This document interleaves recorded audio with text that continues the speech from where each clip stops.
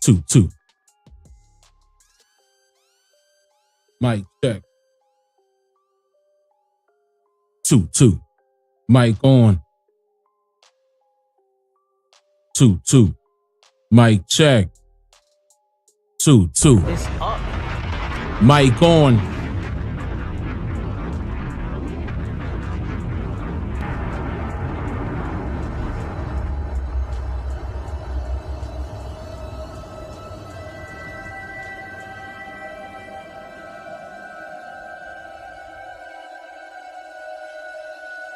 OCO, freethinkers. I broke down how they took our lands, when they took our lands. I even gave you verbatim government documents, time periods, and all. There's no excuse. And all those people that's yelling and screaming, talking about Africa this, Africa that, go there. We not stopping you. Go to Africa. Go live there. See if you can blend in. Ain't gonna be nobody standing there, welcome my brother, or you are American. There's no problem. Everything you need is here. Everything you need. Follow me. And ain't gonna be nothing like that, Slim. You gotta get in where you fit in, just like everybody else out there. You think it's gonna be a way better living in Africa? They fooled the people like that went on ahead and agreed with the American Colonization Society. They made pretend like it was gonna be a better way of living in West Africa because certain parts were not fully populated, but they were fully colonized. Oh, you gonna leave one colonized land to another one and think that's gonna be a better way of living? That's why it was less than 15,000 of them that went. Everybody else was like, kick rocks. What Negro problem? OCO, freethinkers. You're now tuned into the realest historian on the planet. King Kong ain't got shit on me.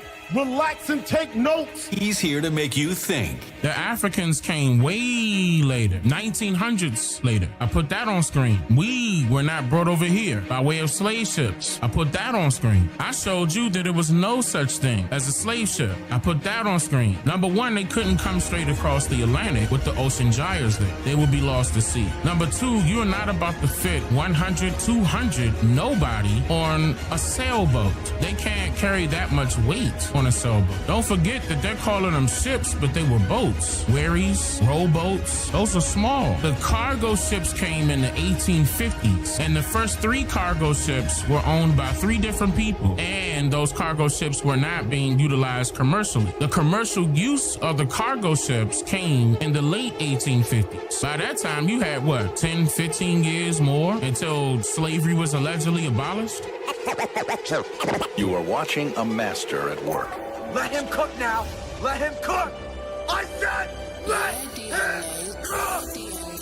We have been lied to about who we are. We're not African. None of us are. They got statue after statue up of Confederate soldiers, this, Union Army, that, this museum is this. You do not have the names of your heroes that enabled slavery the way that we were told. You're not telling us the names of the people that made it seem as if you won some type of war by capturing enslaved Africans and bringing them over here. And don't get it twisted, people came, but it wasn't you. Well, me and my wife tell you in these Statue of Liberty videos, but foreigners coming.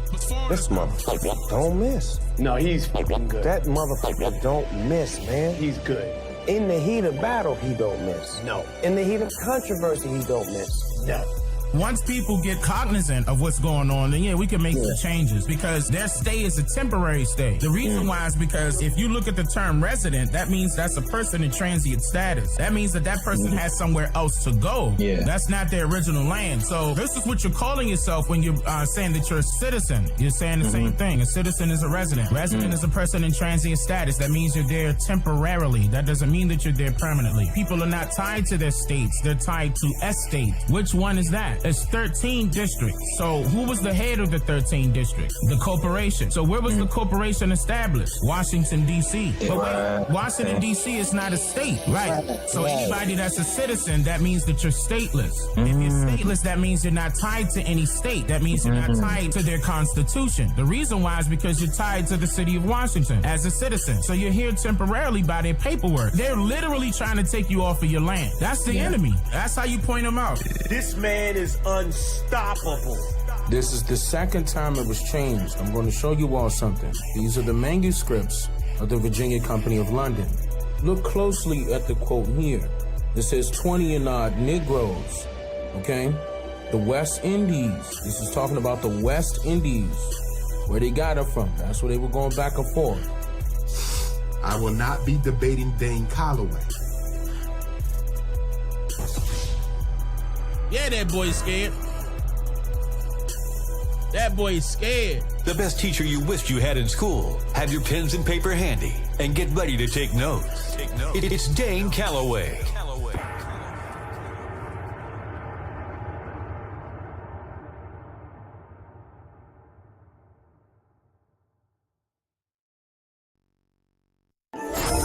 OCO, freethinkers. You're now tuned into the realest historian on the planet. This brother, he is raising some serious questions. He's here to make you think. What I'm trying to do is get our people to understand that we have been lied to all the way around about our history. Can you name any other group of people, no matter their skin complexion, that are being labeled primarily as the name of two continents? Not two countries, two continents. It's up. That is called a misnomer, which is the act of applying a wrong name to some person or thing. The best teacher you wished you had in school. Have your pens and paper handy and get ready to take notes. I want y'all to check out somebody named Dane Calloway. Dane Calloway? Look into Dane Calloway. He has a lot of information about how this whole shit was told in reverse. Okay? Where they say, oh, we came from Africa over here. No, a lot of us was already here. And information that was put together by a man by the name of Dane Calloway, who is also questioning the slave trade. And he's done some remarkable videos on the history of the slave trade in the United States. And he's gone back down the food chain and gone back down the line, and he's realized that a lot of the so-called African Americans in the United States are not African at all. They're actually Native Americans, because the slave trade did not happen the way we were told that it happened. It's Dane Calloway. Go and watch this man's channel, man. This dude is phenomenal. I'm not saying African American because they're not African American. They're the Aboriginals because they were the true Native Americans. Set it on fire. They're the copper colored race. Look up Dane Calloway and watch his fucking shows. That man, Dane Calloway on YouTube, oh my God. He is fucking beyond brilliant. The research he does, whoo, he goes way deep into this shit. Relax and take notes. It's Dane Calloway on I'm Just Here to Make You Think Radio.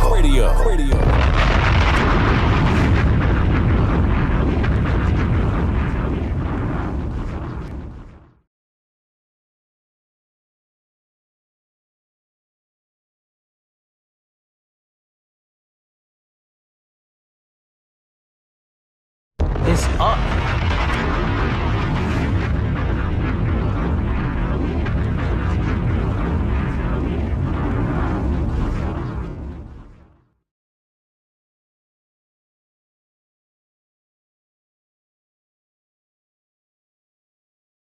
Yeah.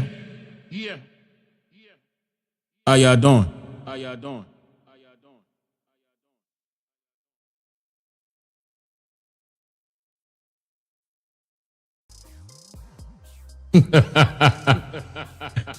right. Yeah, we about to get into this.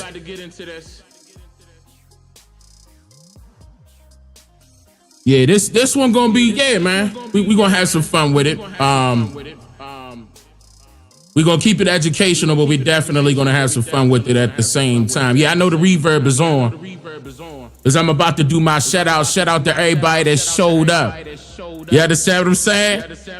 It's up. Shout out to everybody that showed up. I see Philadelphia in the building. Who else we got in here? Detroit in the building. Louisville, Kentucky in the building. Yeah, put your city and state in there. DC, Northeast in the building. Duval is in the building. Yeah, Texas in the building. What up, Texas? Heavy in here. Southern California in the building. Charlotte, North Carolina. Columbus, Ohio. Yeah. Columbia, South Carolina. Baltimore in the building. What up, DC? Phoenix, Arizona, Louisiana, Petersburg, VA. What up, Virginia? Memphis 10 in the house. Mississippi in the building. Memphis in the building. I see you. Kansas City in the building. Brooklyn in the building. Yeah. Nashville in the building. Miami Beach in the building. Dallas, Texas. Pittsburgh. Hey. One of the admins slowed the chat down for me.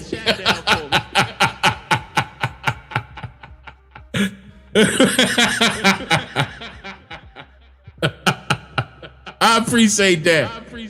My man said Gotham City. I'm Batman. Selma, Alabama in the building.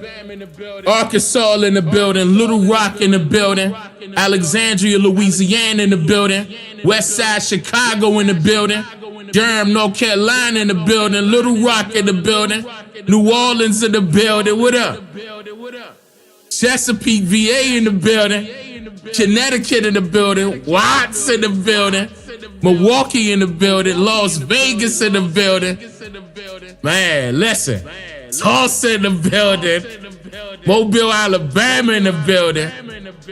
Albany, New York in the building. St. Petersburg in the building. Miami Gardens in the building. Y'all in the building tonight. I'm gonna drop a bomb for all of y'all. St. Louis, what up? North Chicago, what up? H-Town, what up? Jersey Shore, I appreciate that, chef. What up, Virginia Beach? I love Virginia Beach. Black Haven, Tennessee in the building. Man, listen. Listen, y'all. So Trump did it. If y'all don't know, I'm gonna go over this, and I'm about to go over some other things that's flying up under the radar that's very important that I want to get into, dealing with some moves that Trump is making. And it's a lot of y'all out there right now. What, Temple Hills, Maryland? Temple Hills where? Temple Hills, Maryland? Let me find out.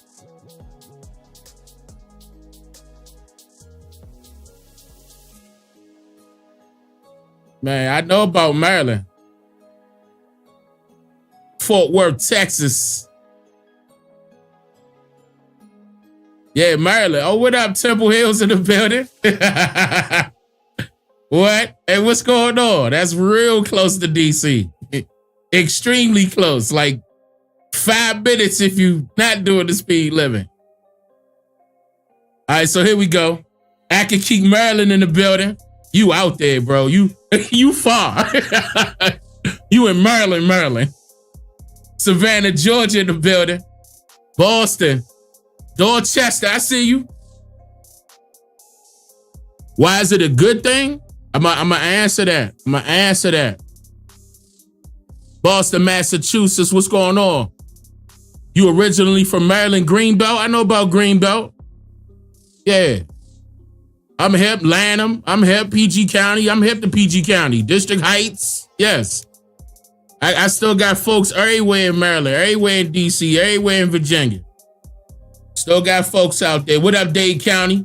Duval County in the building. Columbia, South Carolina. Now, I believe Raleigh. What's up, Raleigh?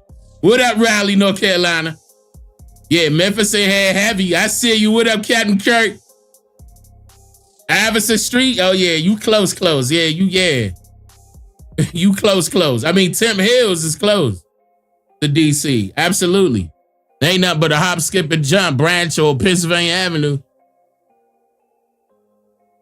Depending on which way you want to take it. Suitland Parkway, you know what I'm saying? I'm from DC, you know, so I know the routes. I never say Lancaster, South Carolina.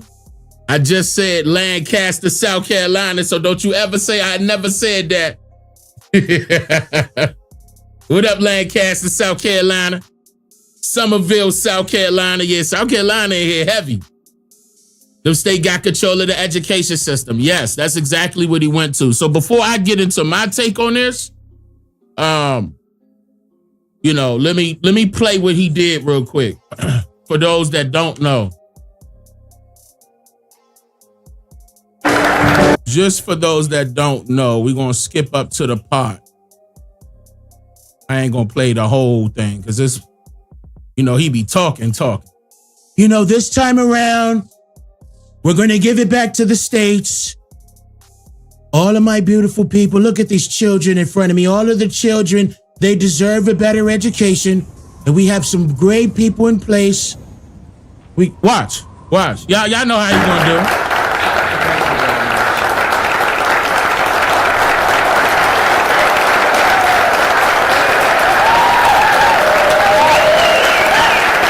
Thank you. Thank you for the kind words. Thank you for your applause. And I'd like to start by saying that our country is doing very well. Things are, as you can see, doing quite well. Please sit down.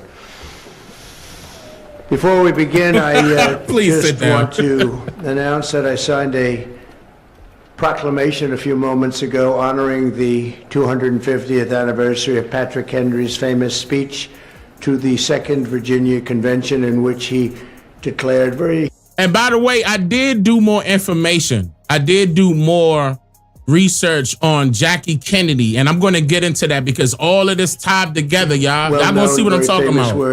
And I'm talking about with him getting rid of the DEI, diversity. We're going to get into that. We're going to get into that. Has anyone heard the phrase? I think most of you have.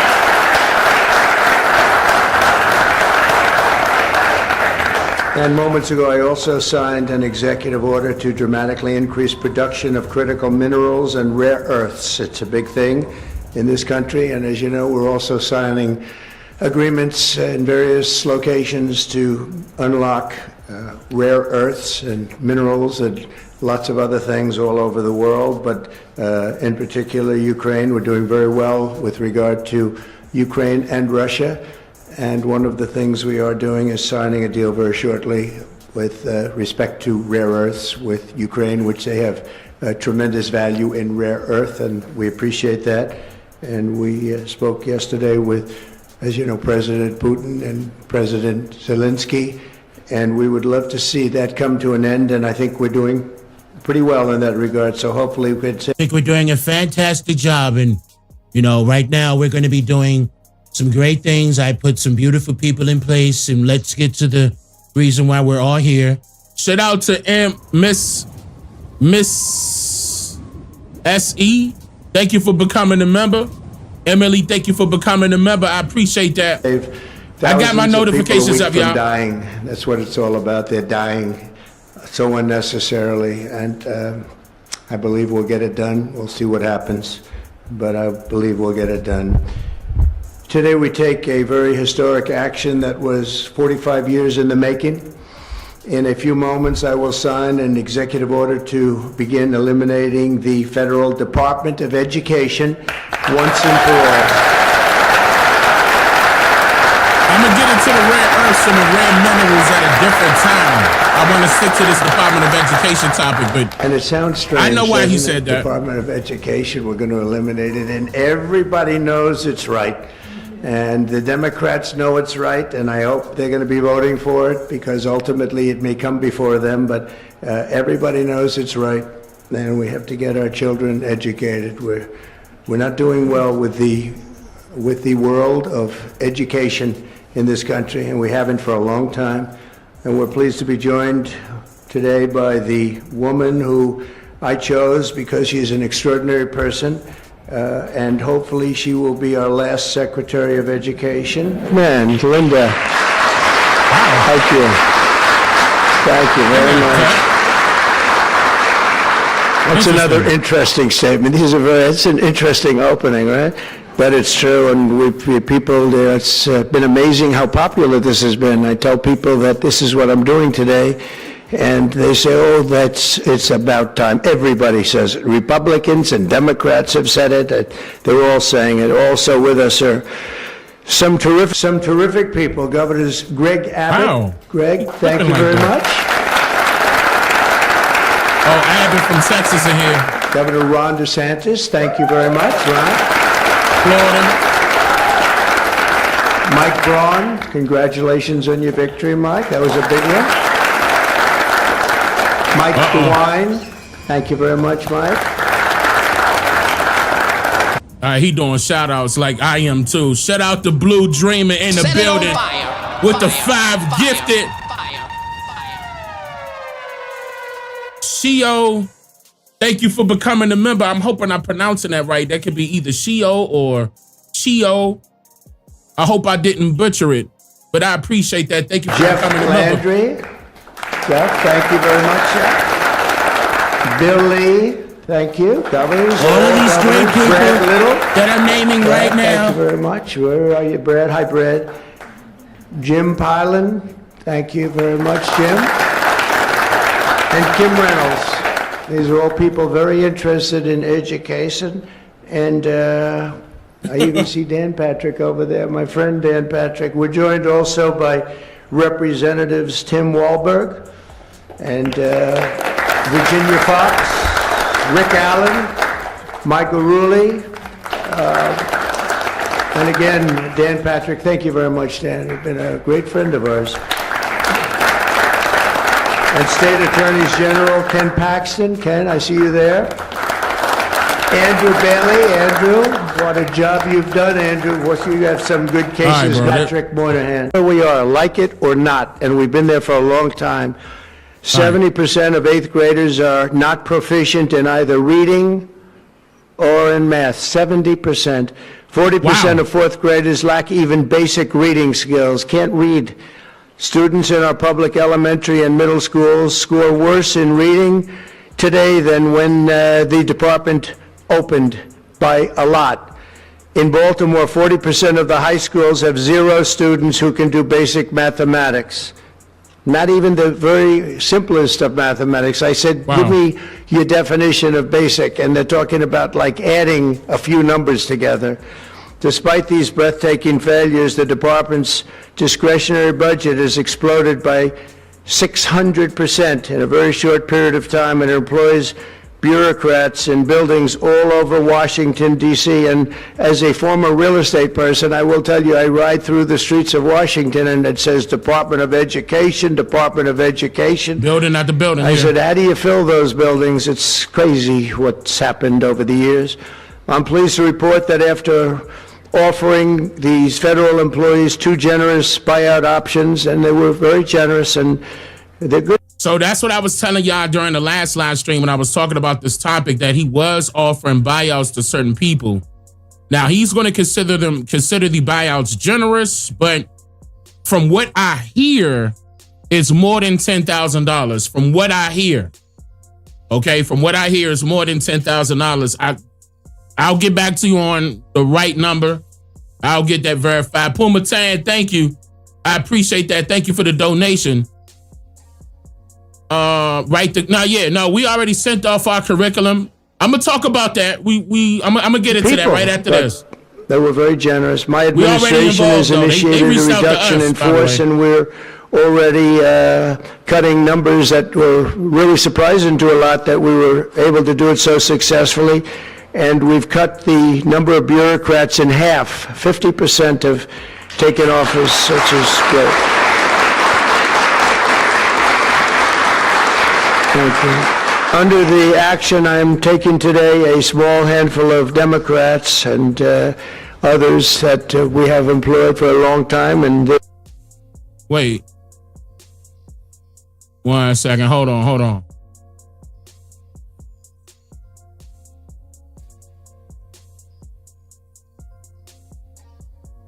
Okay, yeah, y'all can hear. Okay, I'm making some sure. Republicans, but not too many, I have to be honest with you.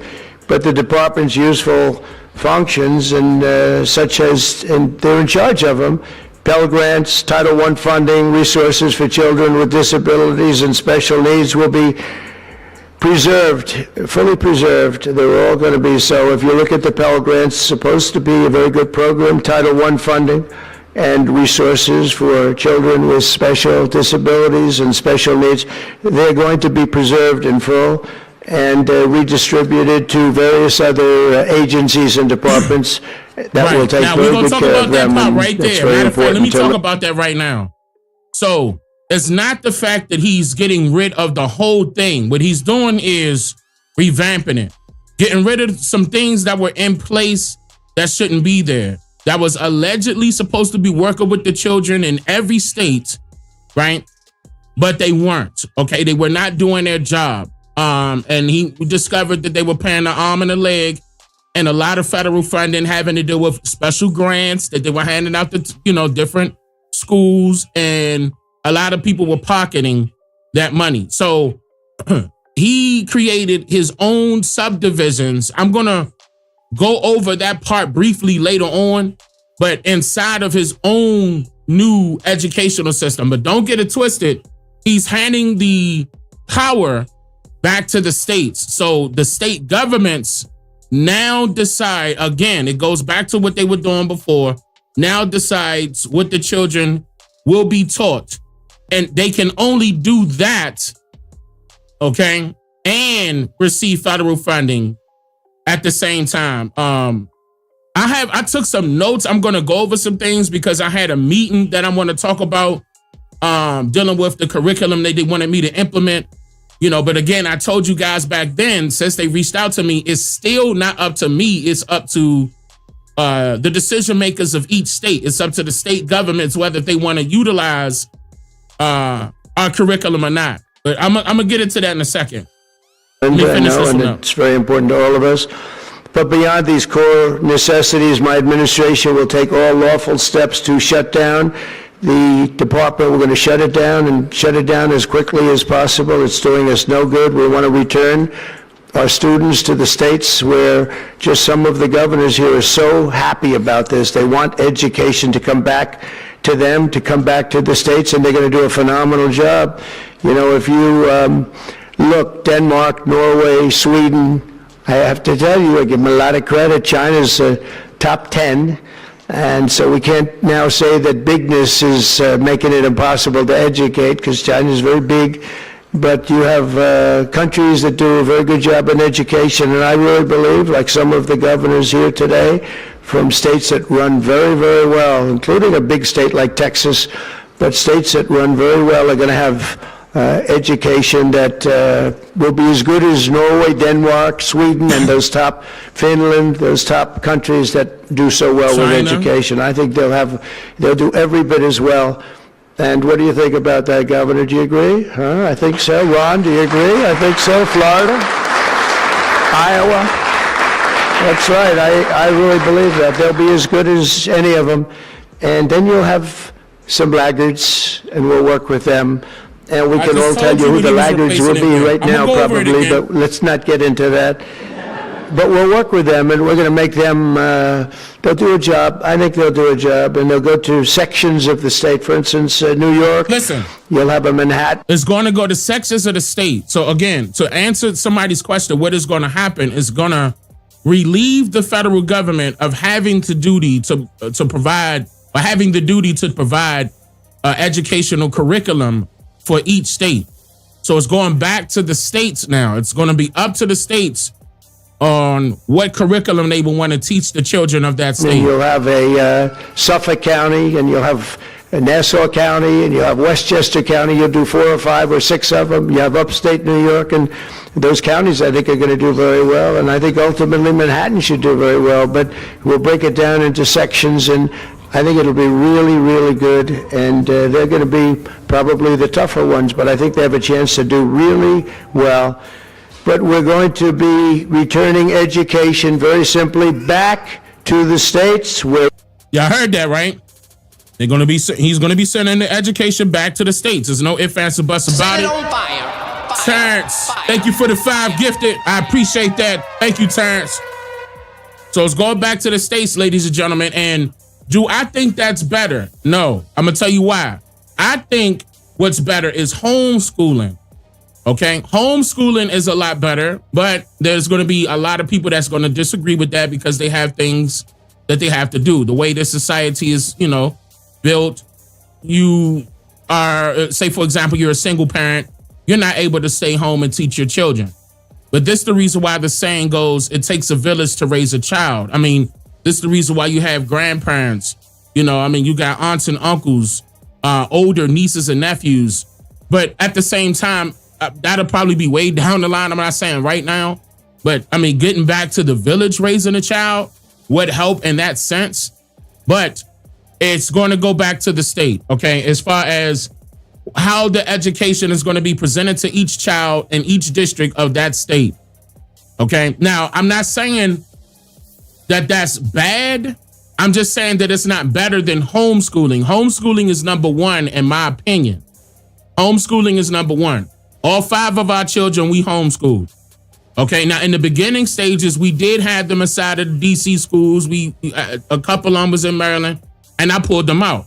Like, once I had a conversation with these teachers and these principals back at those facilities or institutions, rather, they're not up to par. They don't really care about what is being taught to the child, especially when it comes to their actual history or American history, world history for that matter, things that do matter, because you're more liable to, agree with what a stranger tells you about what happened here in America, and you won't know that you're indigenous to this land. So again, you'll uphold some foreigner's word over your own people's word. And, I mean, it's a lot of indoctrination behind that. I'm not trying to jump off of that, but there's a lot of indoctrination behind that I disagree with, that should be, dealt with. And I'm just glad that he's just closing it all together. So that shuts down their curriculum. That shuts down the fact that they're receiving books, for example, from McGraw-Hill, for example, how every single one of us could recall that we had those, no matter what subject you were on, whether if it was science, math, English, history, it don't matter. It was McGraw-Hill. It was those 2 companies combined into one to publish the books that every single school had, that was federally mandated. So this right here, this move that Donald Trump just did, got rid of that. Shutting it down will stop your child from receiving the education from McGraw-Hill. That is a big, major deal in my book. In my book, that is a major deal. No, they run ads during live streams now. I mean, if you don't know that, you should be known. You should know that. They run ads during live streams now. They've been doing that since 2024, since last year. Nadi said all they care about are scores. That's how you know it's a game. Yeah, I remember that. It was at one point a competition about who is doing, better. I'm talking about amongst the states, who's doing better amongst the states. But now they see the other places that he just mentioned, and China's one of them, by the way, that they're actually doing a lot better in education. Okay, they're doing a lot better in different areas, like so many different areas. For example, taxes. I'm gonna get into that later because I seen some moves that he making that had me like, wait a minute now, hold up. Is he about to get rid of that? I'm gonna get into that, and it's on the tax notion. And I'm not talking about the IRS. I'm talking about something even bigger. But because if he does do that, I'm not gonna lie, that's gonna make me say, all right, okay, wait a minute. Like, all right, I may have to give him his props if he make that happen. I'm gonna get into that. But let me stay on there. So again, I'm already giving Donald Trump his props for getting rid of the Department of Education. I think that is a big deal. This is not going to affect the people who are inside of the school system right now to a degree where it's going to hurt them. No, it's going to better your education. You're getting a fresh curriculum being taught to you. Now, I'm not saying that curriculum is not going to consist of any indoctrination. Okay? That's why I'm so glad that they Democrats and Republicans, and I was asked not to mention no names. I did before. I'm not going to do it again. I apologize. But they reached out to me. And when they reached out to me, I thought it was a joke. I thought they was playing. And that was before that he started announcing that he was about to get rid of the Department of Education. Then when the Republicans hit me, I knew it was serious. I was like, oh, okay, wait a minute. It's about to happen for real. Then meeting after meeting, I'm like, oh, this is what I'm talking about. Y'all want my curriculum? Say no more. Here we go. I've been working on this curriculum for years. You look, and again, let me mention this. Again, it's not up to me whether they choose our curriculum or not. When I say I'm talking about my wife and I's curriculum. It's not up to me. I wish it was, but it's not up to me. Like, I don't own a school. I don't own a school branch. I don't own a school board. Maybe later on down the line I will, but that's not on my agenda right now. My agenda is setting up infrastructure for our people, and we'll get into that at a later date. That's already happening behind the scenes. But anyway, I feel as though this is a great thing coming from Donald Trump to shut down the Department of Education, revamp that, hand it back over to the states, and the states decide what curriculum they teach the students. I really do think this will be beneficial. I think what would be even more beneficial is if you could homeschool your children. Don't forget, y'all, they got tutors out there that you can hire. If you're not able to be home for your child, to teach your child, okay, when you're doing homeschooling, you can hire a tutor for that. Don't forget about that. Oh, and another thing is, I remember, and my wife could tell me in the chat, if she's in the chat, I remember we was paying an arm and a freaking leg for homeschooling. Each child here. And when he came in office the first time, Donald Trump dropped that price down to $70 a month for 5 children. Okay? And listen, I'm not playing. Tanisha would tell you that part right there, we was already in the thousands paying for homeschooling. And we was like, forget it. We'll bite that bullet because we want to homeschool our children. We don't like how that was set up. But when Donald Trump, I'm talking about his very first term, he dropped that price down to $70. I'm like, God damn. And he dropped the price down on these tutors. The reason why I brought it up. So if you do decide to homeschool your children, okay, you can hire a tutor. They are affordable now. They are affordable. And you still decide what type of curriculum you want your child to be taught. That's major, bruh. Major. There's a lot of people out there that's suffering from that. I mean, he went over the statistics. I don't have them in front of me, that are suffering from miseducation and like so much indoctrination. This will be perfect. Honestly, this will be perfect. This is a perfect opportunity to take advantage of right now. Shout out to Don J. Thank you for the 5 gifted. Let me drop Set it on fire. The fire. I appreciate that, y'all. Dan, thank you for becoming a member. It belongs, and this is a very popular thing to do, but much more importantly, it's a common sense thing to do, and it's going to work. Everywhere. Absolutely, it's going to work. This is affecting I can tell you from dealing with the governors and others in the state, not just they want it Democrat or so Republican. badly. They want to take state. their children back and really teach their children individually. Probably the cost will be half, and the education will be maybe many, many times better. So we look forward to this. I want to just make one little personal statement. Teachers, to me, are among the most important people in this country, and we're going to take care of our teachers. And I don't care if they're in the union or not in the union. That doesn't matter. I'm dropping the ball. But we're going to take care of our teachers, and I believe the states will take actually better care of them than they are taken care of right now. They'll work all sorts of systems and even merit systems. Those great teachers are going to be maybe a little bit better rewarded, and maybe that's the way it should be, but the states are going to make that decision. But we're going to love and cherish our teachers along with our children, and they're going to work with the parents, and they're going to work with everybody else, and it's going to be an amazing thing to watch, and it's really going to be something special. And Linda, you're presiding over something that's so important, and you're going to do a fantastic job, just like you have your whole life. I know your whole life I've been watching you. I've been watching you for a long time. She's had nothing but success. So, wait, the Department of Education had nothing to do with the teachers. The Department of Education had nothing to do with the teachers. What do you mean by that? Because who's cutting them a check? Is that what you're referring to? Number one, the curriculum is coming from the Department of Education. So whatever curriculum the teacher is telling the student, that curriculum came from the Department of Education. That's what you're talking about, right?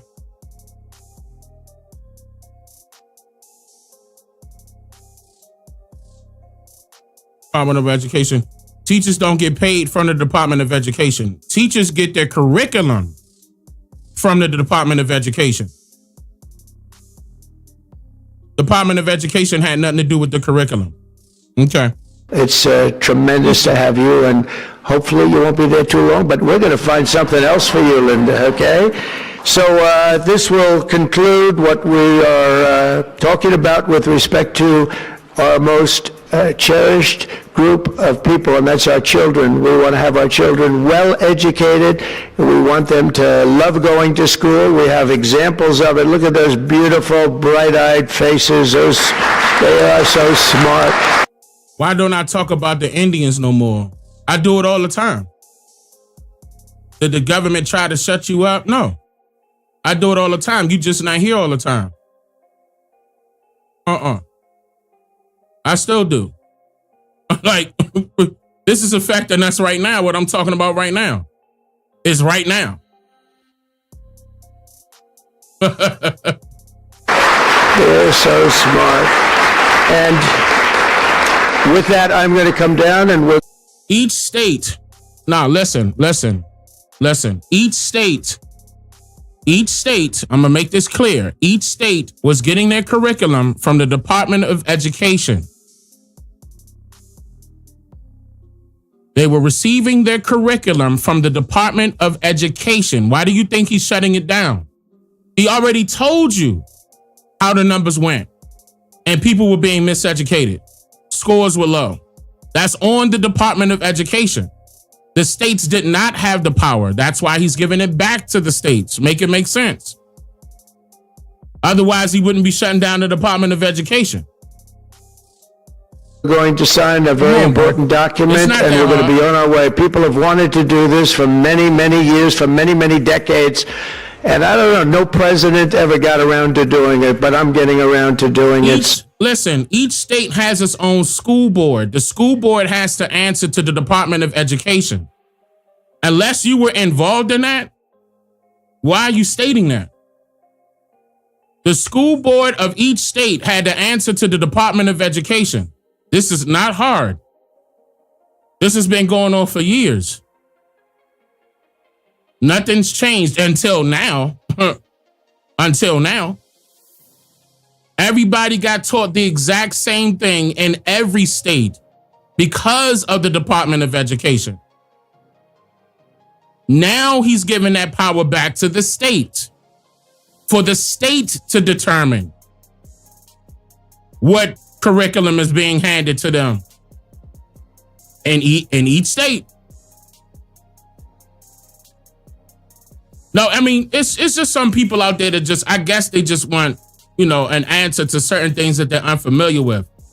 Don't block him or nothing like that. He's right now we good. It's just right now it's certain things that certain people just don't understand. They're just assuming, and then it is what it is.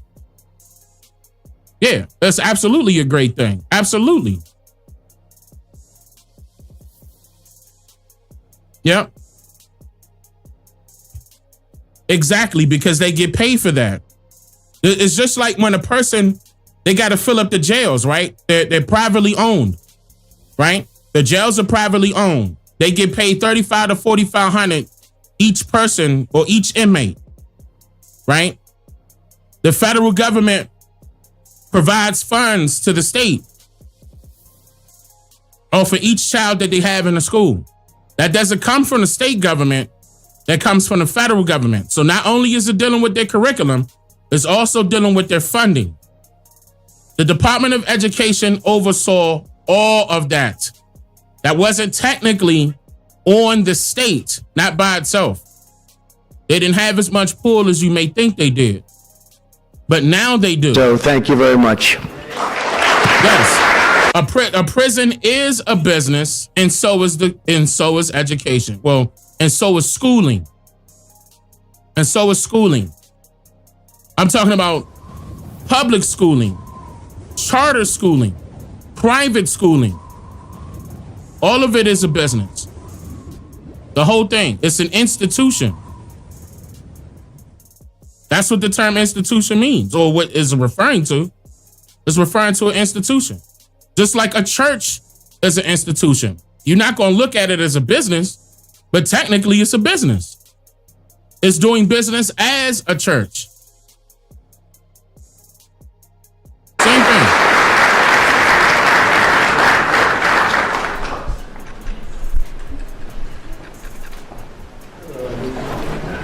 Good-looking people here.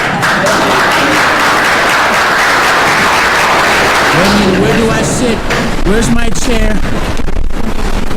Where's my... Man, that's bad.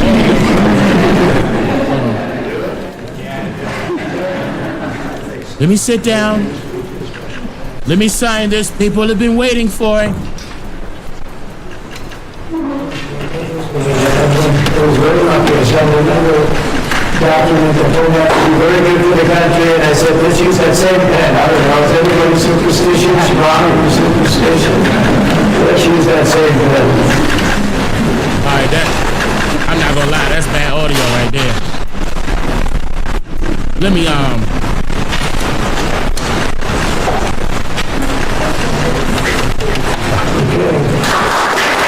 There we go.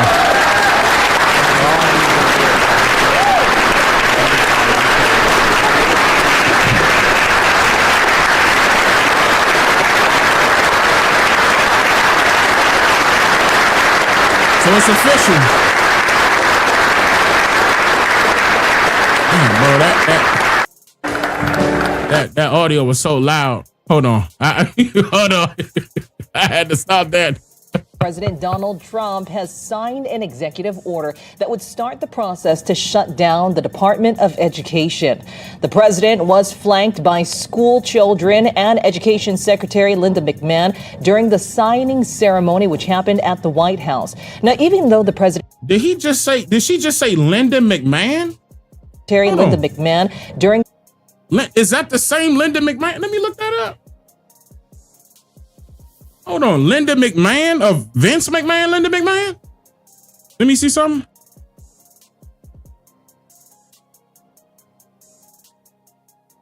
Let me see something.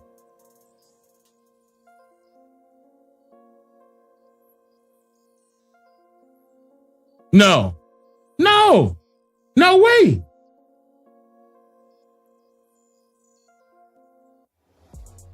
What? It is her. Whoa! He put Linda McMahon in charge of okay, I didn't know that. Wow. Okay.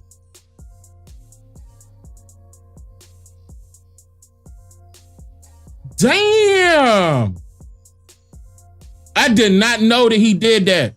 For those of y'all that don't know, Linda McMahon is, let me pull up a picture of Linda McMahon. Bro, Linda McMahon? Okay, here's Linda McMahon. Linda McMahon is the wife of Vince McMahon. Vince McMahon is the owner of WWE. It was formerly known as WWF. Those of you who are fans of wrestling, y'all already know that Donald Trump showed up a couple times on, their show, the little entertainment. I did not know he put his wife. I didn't even know she went the politician route. This is a first for me. Where she worked as the president and later CEO of the World Wrestling Entertainment from 1980 to 2009. Man, I did not know that. Announced he would administrate a small business administration. The city confirmed here and began.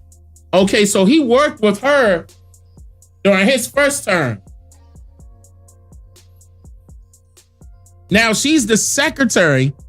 This time around, she's the Secretary of Education. Damn. Bro, that's crazy. I did not know that. Yeah, see, that's her daughter right there, Stephanie. Triple H is a wrestler that's married to Stephanie. Man, I did not know. When he said Linda McMahon, I'm like, Linda McMahon? Okay. Wow. All right. Okay. Damn, I did not know that. That's crazy.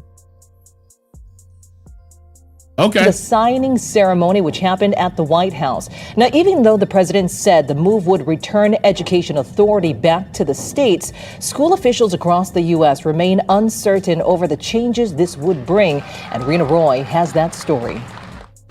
President Trump signing yet another executive order today, this one directing his education secretary to dismantle the Department of Education. We're going to be returning education very simply back to the states where it belongs. The administration arguing U.S. schools are failing, but the Department of Education does not. Notice how that, I'm going to come to this, y'all. Notice how that say Lyndon B. Johnson Department of Education building. I got something to tell y'all about Lyndon B. Johnson here in a second. U.S. I'm going to schools remember. Are failing, but the Department of Education does not administer curriculum, create lessons, or set requirements for enrollment and graduation. Critics arguing this move will gut public education funding and hurt millions of low-income students and those with disabilities. I'm trying to remember. What channel was this? Now, notice how they saying that they don't set up curriculums. Don't worry about the graduations. That's all on the state. I'm going to tell you right now, they have been trying to put it back on the state for the longest. This has been happening for years. I actually even saw Bush tried to propose this move before as a Republican to push it back to the state. The Department of Education does handle the curriculum.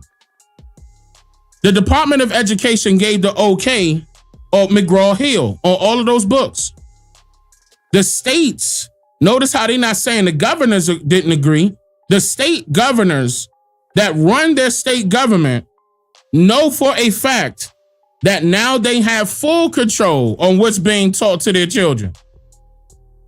The Department of Education was strictly not only about funding, but also their education. And we could go back to that guy's name? What is his name? Hold on, I'm trying to think of his name. One of the bankers, because he started Rockefeller. It was Rockefeller, and he put Carnegie. Rockefeller put the Carnegie Foundation over that Department of Education, but it wasn't called the Department of Education at that time. I'm trying to remember what it was called. It was called I'm trying to remember what it was called originally. Oh man, I did a segment on this already. I can't recall it right quick, but the Rockefellers basically were in charge of, the funding, where the funding was going to go, and then they moved it over. It gave it to the Carnegie Foundation. The Carnegie Foundation took it over and said that they were going to leave. And this was at the top of the 1900s. Y'all remember me going over this when Woodrow Wilson came out of his mouth and said that he was going to leave the liberal education for 1% of the people. Okay. Now, at that time, when they were doing forced schooling, that's what this was, compulsory schooling, compulsory education. The Department of Education was over top of that. They were the overseers about all the information that you received in school, all the way up to colleges and universities. They were in charge of all of it. So no matter what they want to say, as far as, oh no, they didn't have any say-so on curriculums and stuff like that, that's bullcrap. Every single one of them straight up had to follow by what the Department of Education wanted, or their federal funding was going to get pulled. Don't forget that I said that they also get funded for each student inside of their school. If they decide that they're not following by what they set up as far as their standards and procedures and their policies, they will pull the funding. Now, that has been eliminated. Now it's free reign. Now that's why certain states, they're going to say that certain states don't have no clue what's going to happen when Trump clearly said now the power is going back to the state. There's no ifs, ands, or buts about that. Now, I've been dealing with education for ever since I've been online. So whatever they want to report does not necessarily mean that it's true. The only way that you would know that it's true is if you're there. Now, they wouldn't be reaching out to people like me, and I'm pretty sure they probably reached out to other people who are educators in order to propose a certain curriculum for these states to be implemented inside of their curriculums to teach in every state. This is a big deal. This has not been done not one time at all in history. This is major. So what Trump just did was flip it. Now, all right, well, now let's make sure that the only thing that the federal government will be doing is only providing the funds to the state, not overseeing things. Now, again, the news and all the rest of these little reporters that, give you fake news all the time is going to tell you that they weren't in charge of doing that. And that's BS. They've been in charge of doing that since the Rockefeller, since the Carnegie Foundation. They've been doing it for a long time. Now, all the way down to congressional record, all the way down to the War Department records. And I also gave you the time period of Woodrow Wilson stating what he was going to do with compulsory education, leaving the liberal education for 1% of the people. Everybody else is getting taught BS, bad sociology. The federal government is in charge of that. That's not the state government. It hurts brown and black children. And the state government had to comply or they wouldn't have funds. And that gives states an opportunity to leave students out. But the White House saying the department will not totally shut down. When it comes to student loans and Pell Grants, those will still be run out of the Department of Education, but we don't need to be spending more than $3 trillion over the course of a few decades on a department that's clearly failing in its initial intention to educate our students. Officials saying and its initial intention to educate our students, and it was failing. The initial intention was to educate our students, and it's failing. Let that sink in. Matter of fact, I'm gonna let her repeat it. Students out. But the White House saying the department will not totally shut down. When it comes to student loans and Pell Grants, those will still be run out of the Department of Education, but we don't need to be spending more than See, don't forget, I said that they was going to be handling the funds. But now, $3 trillion over the course of a few decades on a department that's clearly $3 trillion over the course of a few decades on a department that's clearly failing. Initial intention to educate our students. And it's officials saying a smaller intention agency will help carry out some of the critical functions that the department focuses on, like enforcing laws against discrimination and providing funding for low-income students and special education. I don't believe that those funds will still be there if this department is closed. Head of the American Federation of Teachers, Randy Weingarten, saying on social media, Mr. President, we will see you in court. A group of Democratic senators has written a letter to Education Secretary Linda McMahon, urging her to reinstate those former employees, warning if not, student loan borrowers will suffer dire consequences. Rena Roy, ABC. Why would they? Why?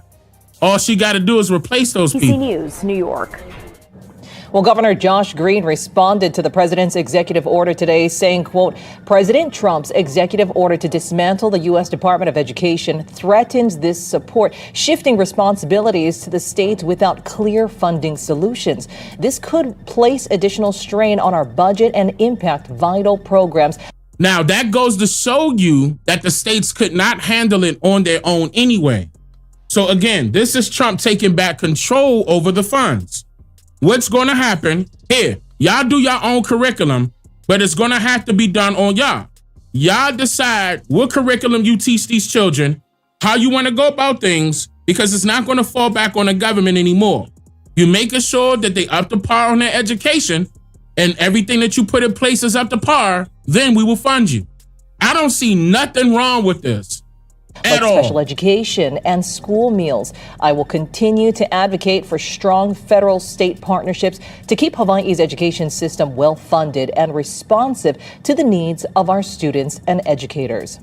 Now, the state's DOE gets 11% of its funding from the federal government each year. More than $52 million of those dollars go to Title I funding, which affects tens of thousands of special learning students across the state. And that money also goes to hiring teachers and support staff.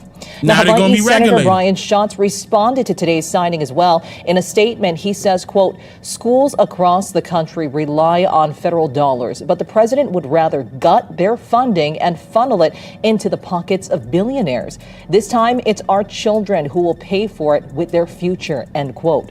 Now, on the other hand, Hawaii Representative Diamond Garcia, he's criticized the nation's education system, and he believes this is a beneficial move for the future of Hawaii's learners. So in a statement, he says, in part, quote, returning control to the states means giving parents, teachers, and local leaders the power to make decisions, that actually improve education. Yes.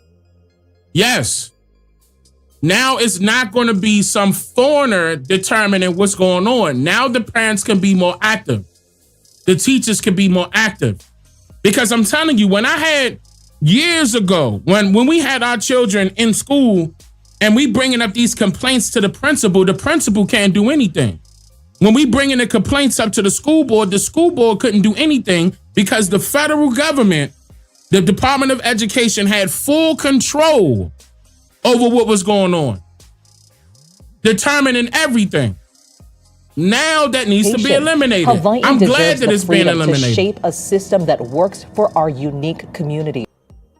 That's why it should go back to each state, because each state is different. Now, if they want to decide that each state gets taught the exact same thing, as far as different or various topics, that's up to the state now. It's strictly up to the state now. The teachers can come together with the parents. They can finally have conferences with the school boards and say, hey, okay, now listen, we want this taught to our children now. Now that's making it more community-based versus it being more government-based. That's giving it back to the people. That, honestly, if somebody disagrees with that, the reason why is because you're not educated enough on what's been going on for years. I've been exposing throughout my entire channel that this educational system needs to go. The entire time I've been on YouTube, this educational system needs to go. We have been taught lie after lie after lie, and yes, it's coming from the Department of Education. Then it goes down to the state boards, or the state school boards. Let me say it that way.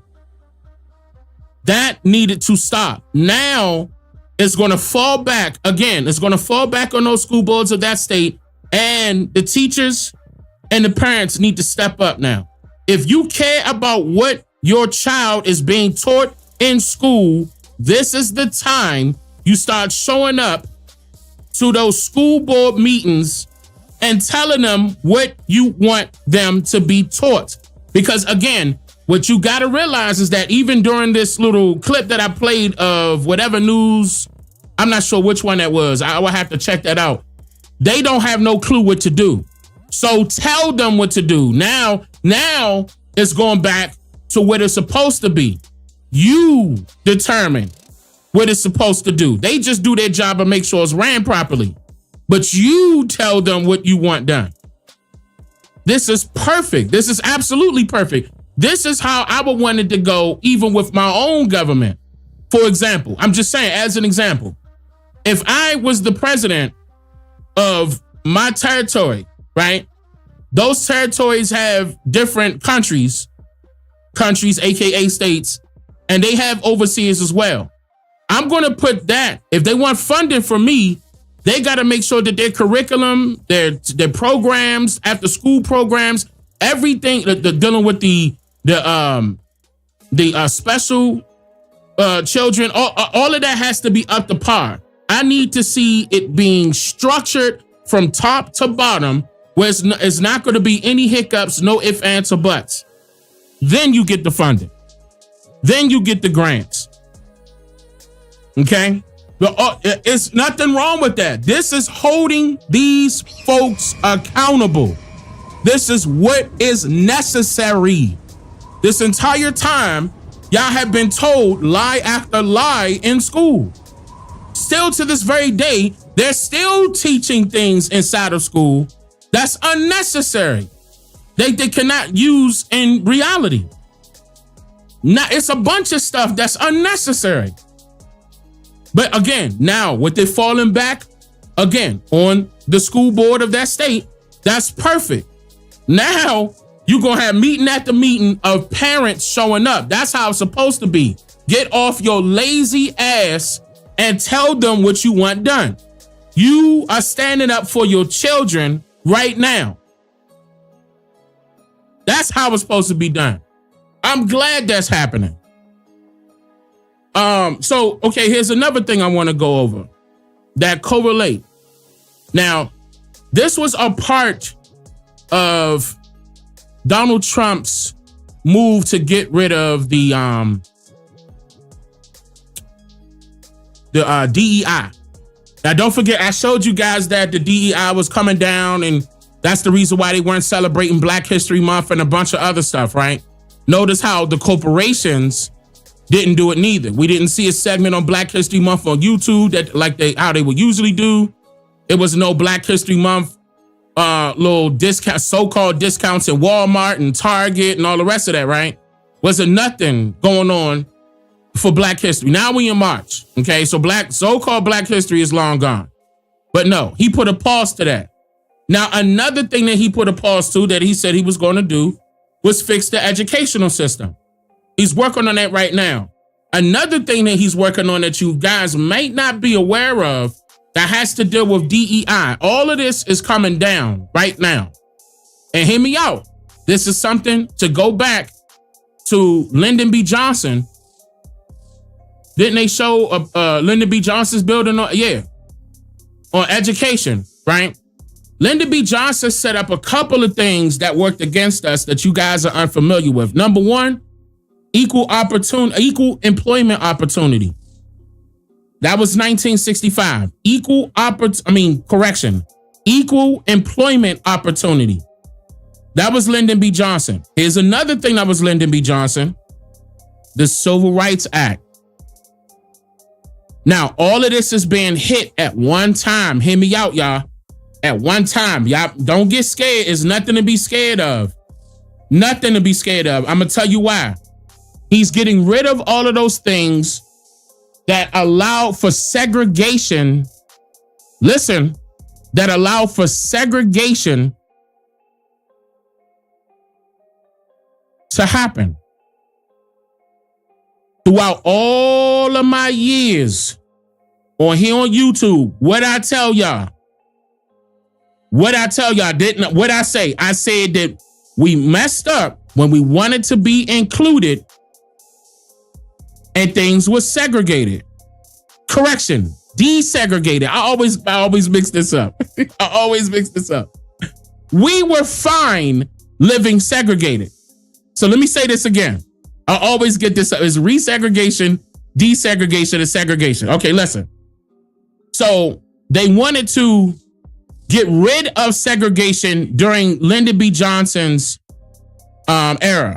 Okay, Lyndon B. Johnson didn't like that. I also showed you guys that Lyndon B. Johnson was giving out gestures, that showcased that he was feeling like he was being intruded upon, him and other white people, when, it was colored folks only for certain places and white folks only for certain places. I'm going to tell you right now, during that era of segregation, they going to call it segregation, but we were living like that for years. Years.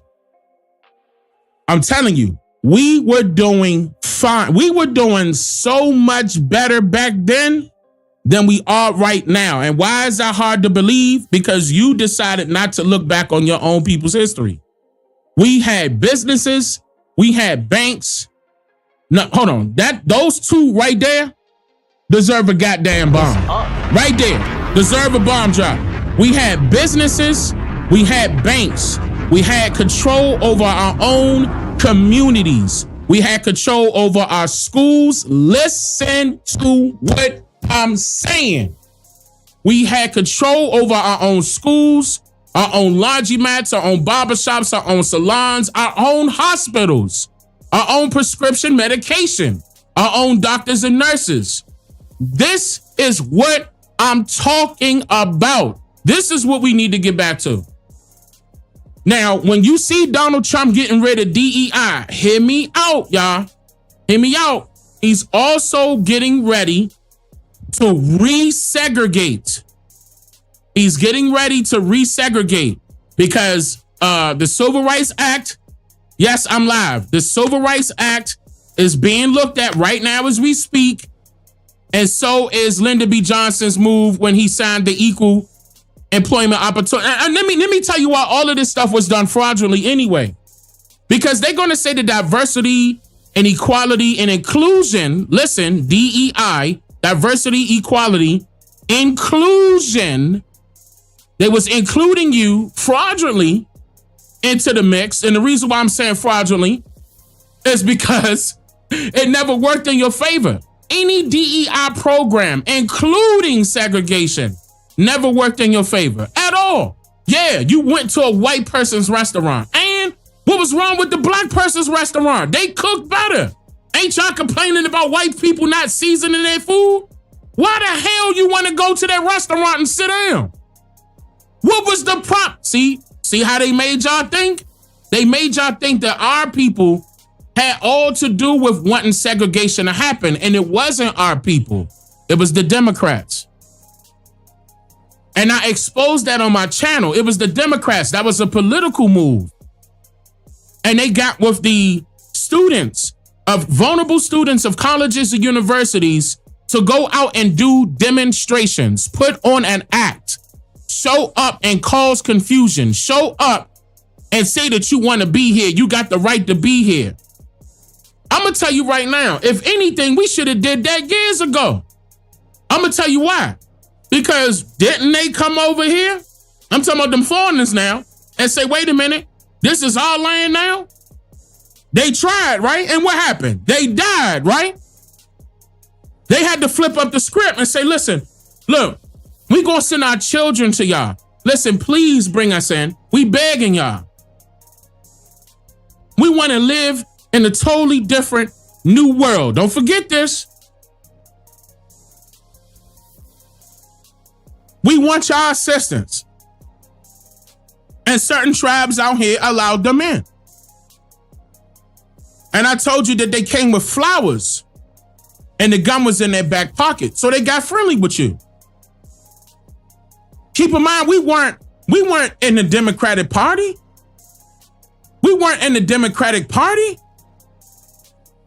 Now, some of y'all can recall that our ancestors were originally inside of the Republicans. Don't forget that they were of the same group. It was called the Democratic Republican Party. Look this up. They are the same. Listen, they're the same. Democratic Republican Party. Look up the history, y'all. Look, I'm a researcher for real. I'm a historian for real. I'm a teacher for real. I already put all this stuff out. If you don't believe me, good. Write it down and look it up. I'm not over here using Google and Chat GPT to look this stuff up. I did thorough research here. No, Democratic Republican Party. They were once together. Okay. At that time, don't forget, that's where Abraham Lincoln came from. By the way, came from that party. They were all about working for themselves to establish themselves with that government at that time, with the Continental Congress at that time that was in play. Now, was our people involved in that government? Yes, they were. Yes, they were. They were a part of the Continental Congress. Yes, they were. Hands down. Whether if you want to call them Republicans, what you should be calling them is the Whigs, because it was the Federalists and the Whigs. Okay? then the Democratic Republican Party. Okay, but I mean, okay, anyway, you'll be able to see it. It doesn't matter. They still the same people. The whole point is this. We were fine at that time. We made sure that we were included before it came to a point where they said, okay, well, it got to be an equal ground. In the 1960s, the entire civil rights movement was a psyop.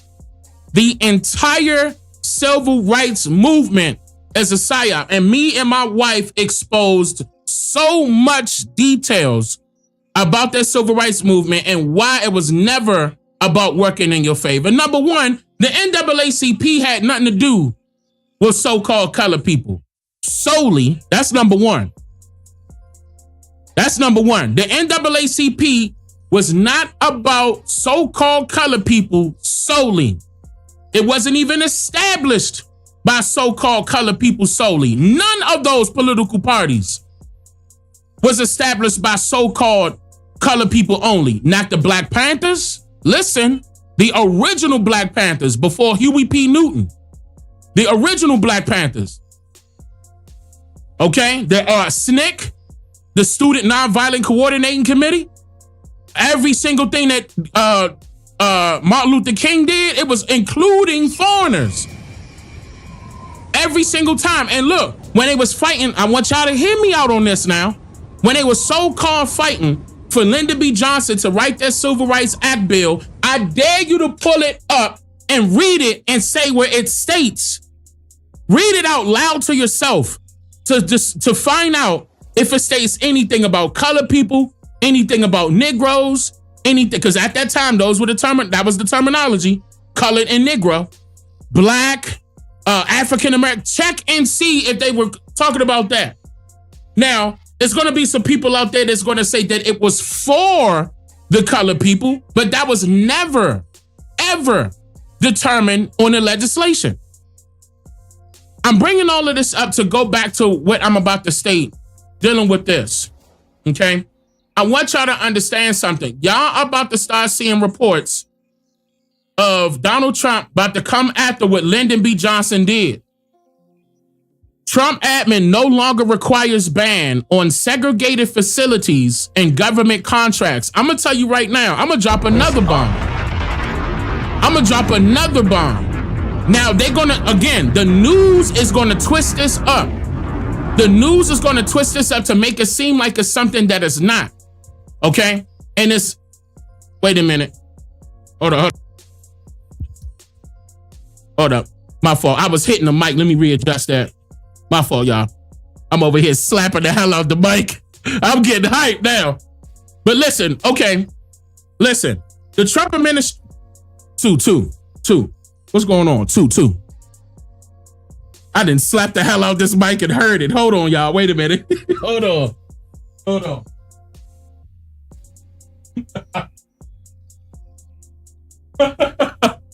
My bad, Mike. My bad. Set it on fire. All right. The Trump administration is no longer requiring an explicit prohibition of segregated facilities. Wait a minute. Of segregated facilities in new government contracts. Segregation is still illegal in the U.S. And the memo states contractors are still subject to laws on civil rights and non-discrimination. Now, again, to go back, before we go any further, the Civil Rights Act does not tell you that it's for you directly. There's no verbiage at all stating that it's for you. At all. I need y'all to understand that. This means that the Civil Rights Act can be for anybody. Anybody. Whether they for, okay, for example, with him doing away with this, this portion of it, this means that anybody could jump on board. The the Decepticons, y'all know what I'm talking about, the Transformers, they could jump on board. Now they got civil rights. See there? Listen. It's not a game. It's not a game.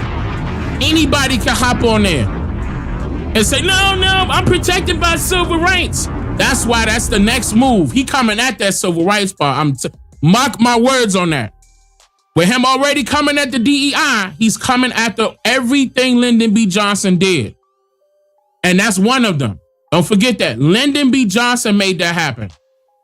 The memo states that changes to contract and solicitation terms for federal agencies are necessary after Trump's 21st executive order titled Ending Illegal Discrimination. Look, ending illegal discrimination and restoring merit-based opportunity. That exposes equal opportunity employment. Hands down.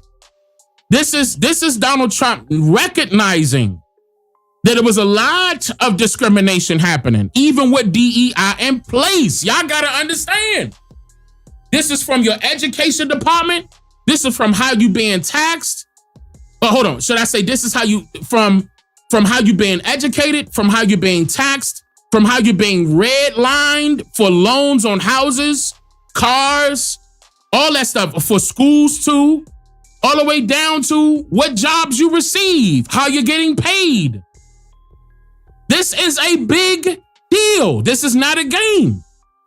This is a big deal. This is affecting you right now. This is the part that's affecting you right now. DEI didn't work in your benefit. It brought you down further.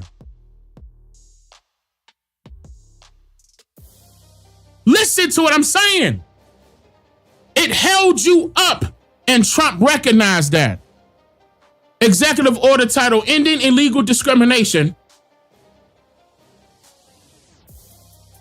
Let's pull it up.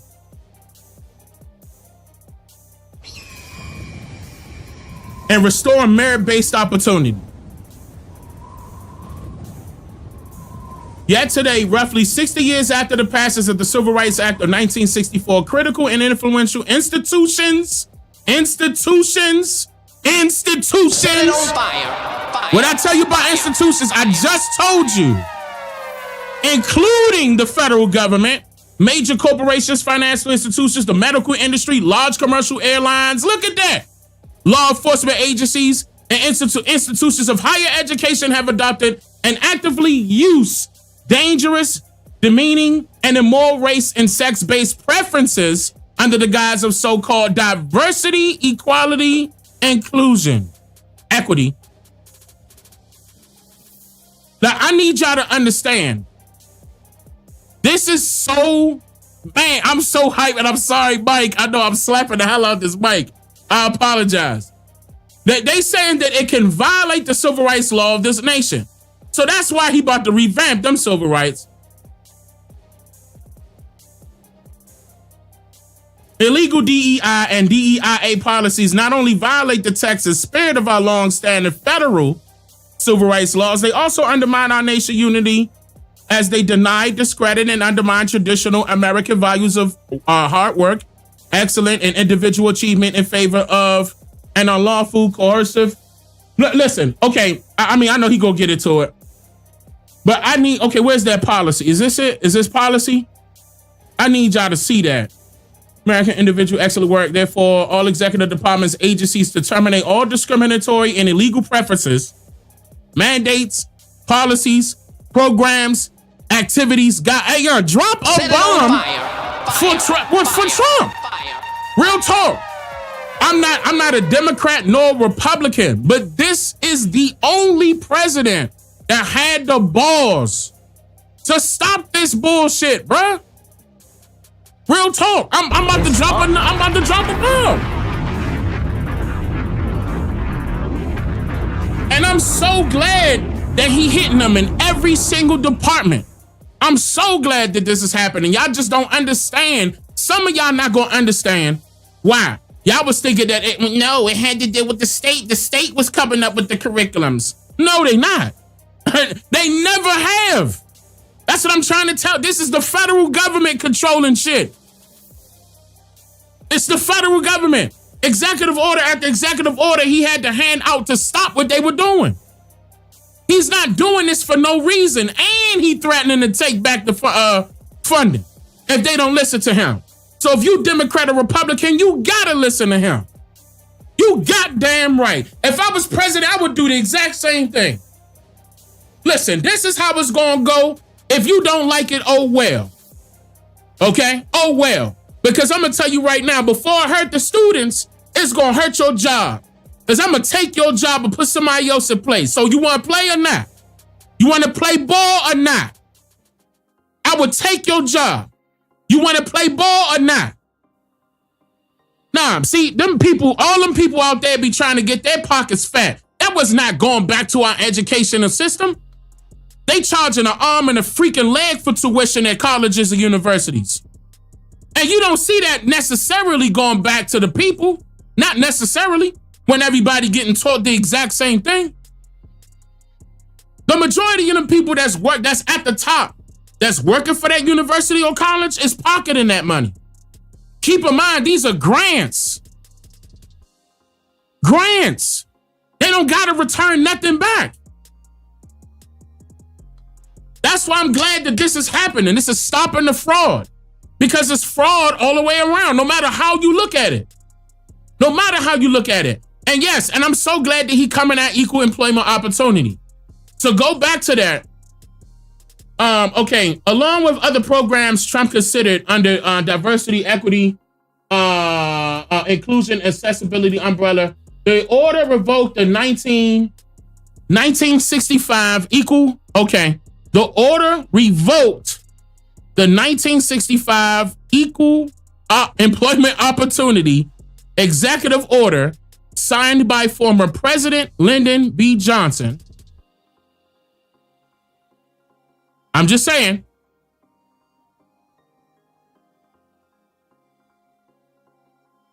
I'm glad. Because even though they're going to say Johnson's order required government contractors to include non-discrimination language, that doesn't mean that they weren't discriminating. They were discriminating. Civil rights attorney Ben Crump posted on X about the measure, saying this change sends a clear message. This is a big time message. And I'm gonna tell you right now, I'm all about resegregating. I'm about that because our people, when I looked at when I did my research and I looked at how we were doing, we were prospering. Big old houses, nice cars. Our men had on a nice suits. The ladies had on a nice dress. They were looking good. All of us were looking good. We were in the middle of the street laughing and giggling. We was having so much fun. Our communities were so bright. Our futures were so bright. Our people, they lied to y'all and made pretend like we were always suffering. No, we became the capitalists of this society in 1863. We became the biggest capitalists of this society in 1863. We had it under lock and key. Who you think the foreigners? Okay, let's be real. Okay, wait. Now I gotta let me code this. The little so-called Semites, right? The so-called Semites that came over here that wanted to do business with us. Who you think they came to? They came to the bankers. We had our own. How you think they got these banks? We had them. We had them. Our people had them. Some of our people got bought out. Okay? Some of our people got bought out. During my last live stream, I introduced y'all to Heater Iska. Heater Iska is just further letting you know that the Semites when they pull out a loan, they don't have to pay interest. So anytime they grab a loan from a bank, that bank now becomes an investor. Okay, of that Semite. All right, that's how you know this system is fraud. So you think that, and that's law, by the way. So if you think that since they got that out there for them Semites out there to back themselves up, okay, and they got DEI out there to back you up, do you think that actually worked out in your benefit? It can't even compare. The way they get treated versus us is wrong. If it's supposed to be an equal ground, make it equal. Make it equal, no matter where they from, their skin complexion, how they dress, how they style their hair. If it's going to be equal, let it be equal. Otherwise, let it be segregated. We do our own, you do your own. Yeah. We do our own, you do your own.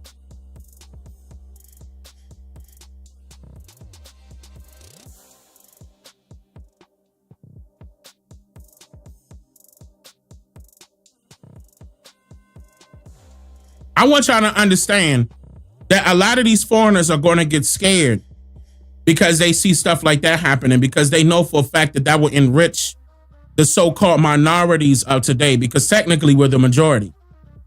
Muslim Civil Rights and Advocacy Organization Council on American Islamic Relations also criticized the measure. As our nation unfortunately becomes divided and polarized, the last thing we need is any effort that could be perceived as allowing racial segregation. Bruh, you think they not scared? You think they not scared? When you can no longer control somebody, when you no longer can control somebody. Ooh, man, I'm so glad. Man, thank Creator, thank the ancestors. Man, I'm so glad this is happening. And this cannot be the only thing, by the way, and it's not, by the way. But yeah, man, shout out to Trump. Set it on fire. Shout out to Trump. I'm going to keep y'all updated on that equal opportunity one, and I'm going to keep y'all updated on the civil rights one. But mark my word, he coming after them Jones. Mark my word, he do not like what Lyndon B. Johnson did. And speaking of Lyndon B. Johnson,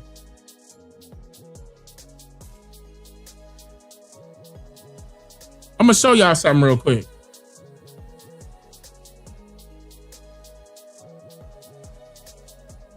Real quick.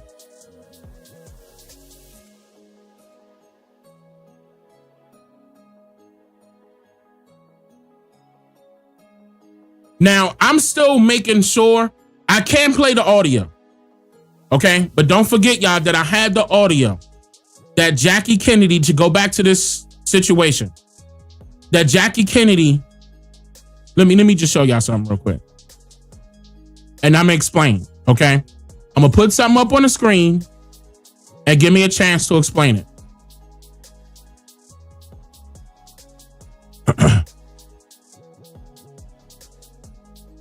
All right, now give me a chance to explain this, okay?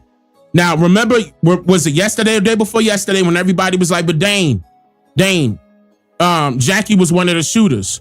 And I'm noticing, okay, now I'm still reading through the documents, but it's a few things that did get mentioned already that I already have that I want to make known.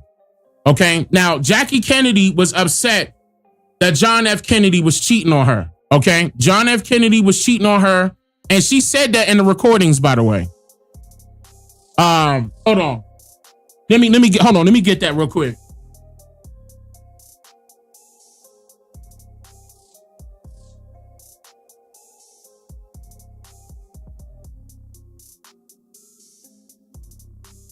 Hold up.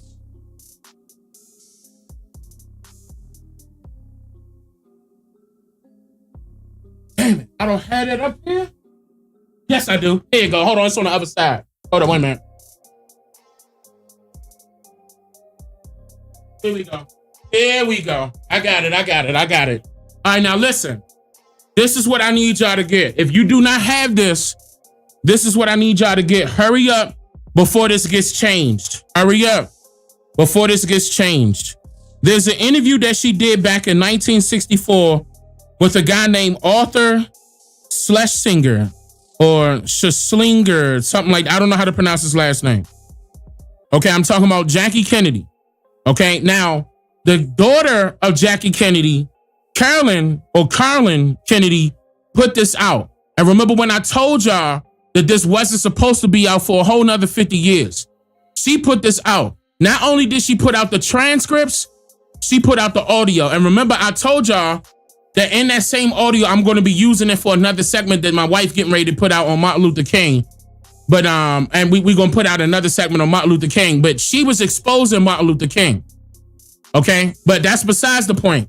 She was also exposing John F. Kennedy. Now, she was exposing at the fact that John F. Kennedy was having an affair with an actor. Hold up. Let me try to grab that name. Hold on 1 second. Actress. Give me a second.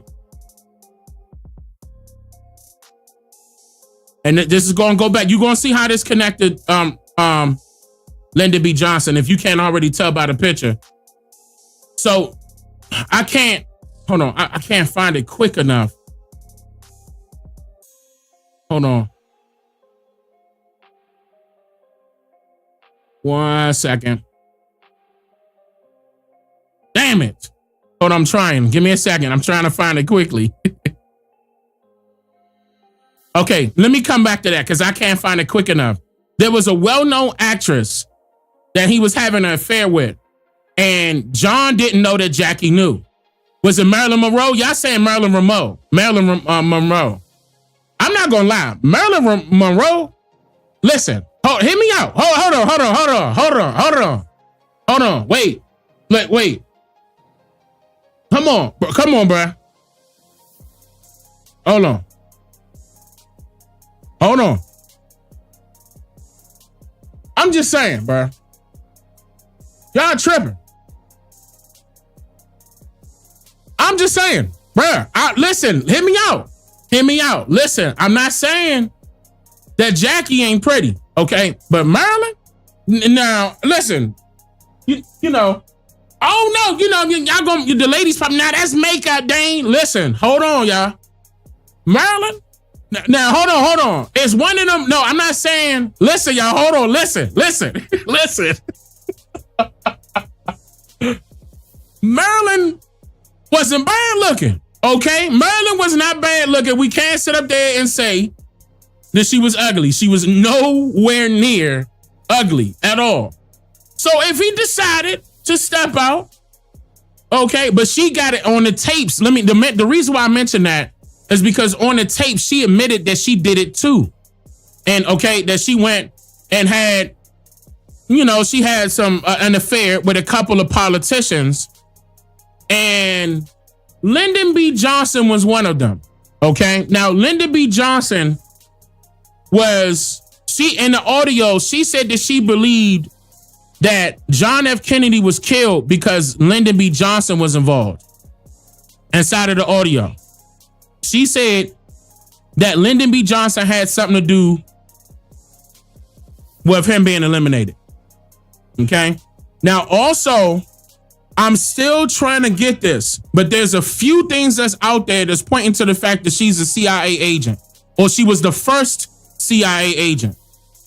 Okay. Now, she was working up under the guy that her mother used to work for. That her mother was married to, who was real close friends with the Rockefellers and the Morgans, and the Dudley brothers, and Carnegie and them. That was her mother. Jackie's mother, Janet, was married to Hugh. Oh, let me see if I can try to find it. It was like Onklin Claus or something like that.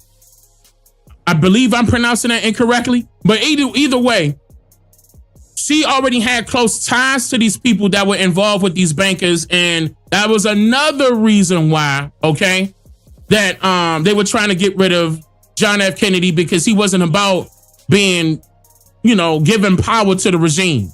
That was trying to be, they were working real close with those bankers, we talking about the Rockefellers now. It was real extremely messy between them two. So Jackie said that she got her get back.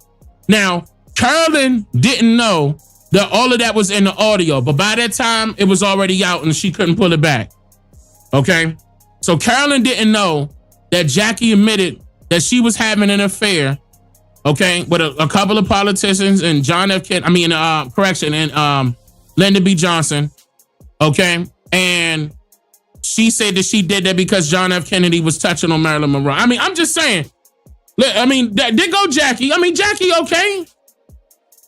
You know what I'm saying?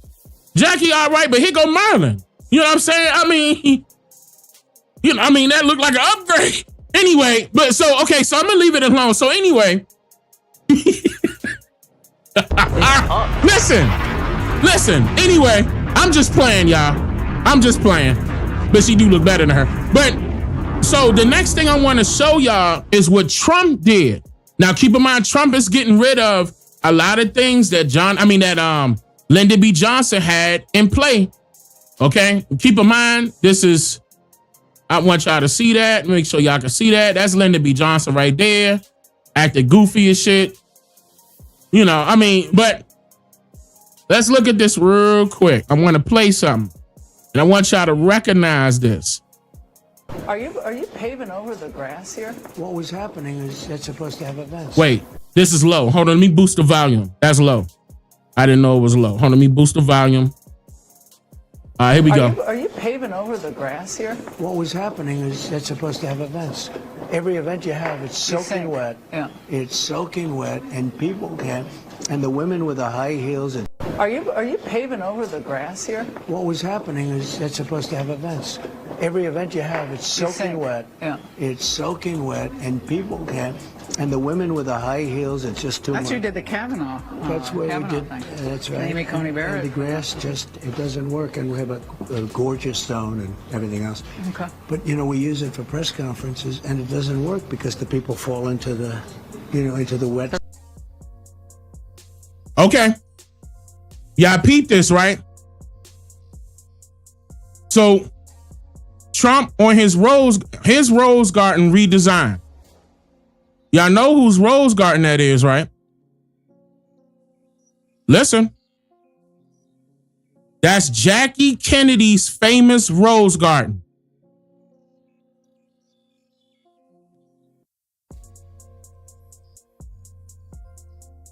And he's redoing it. Are you paving over the grass here? Listen. What was happening is that's supposed to have events. Every event you have, it's soaking wet. Yeah. It's soaking wet, and people can't. So he knows something, with the right? High heels, it's just too much. That's who did the Kavanaugh. That's where we did. That's right. Amy Coney Barrett. And the grass it doesn't work, and we have a gorgeous stone and everything So else. deleting, bulldozing, they getting rid of Jackie Kennedy's famous rose garden.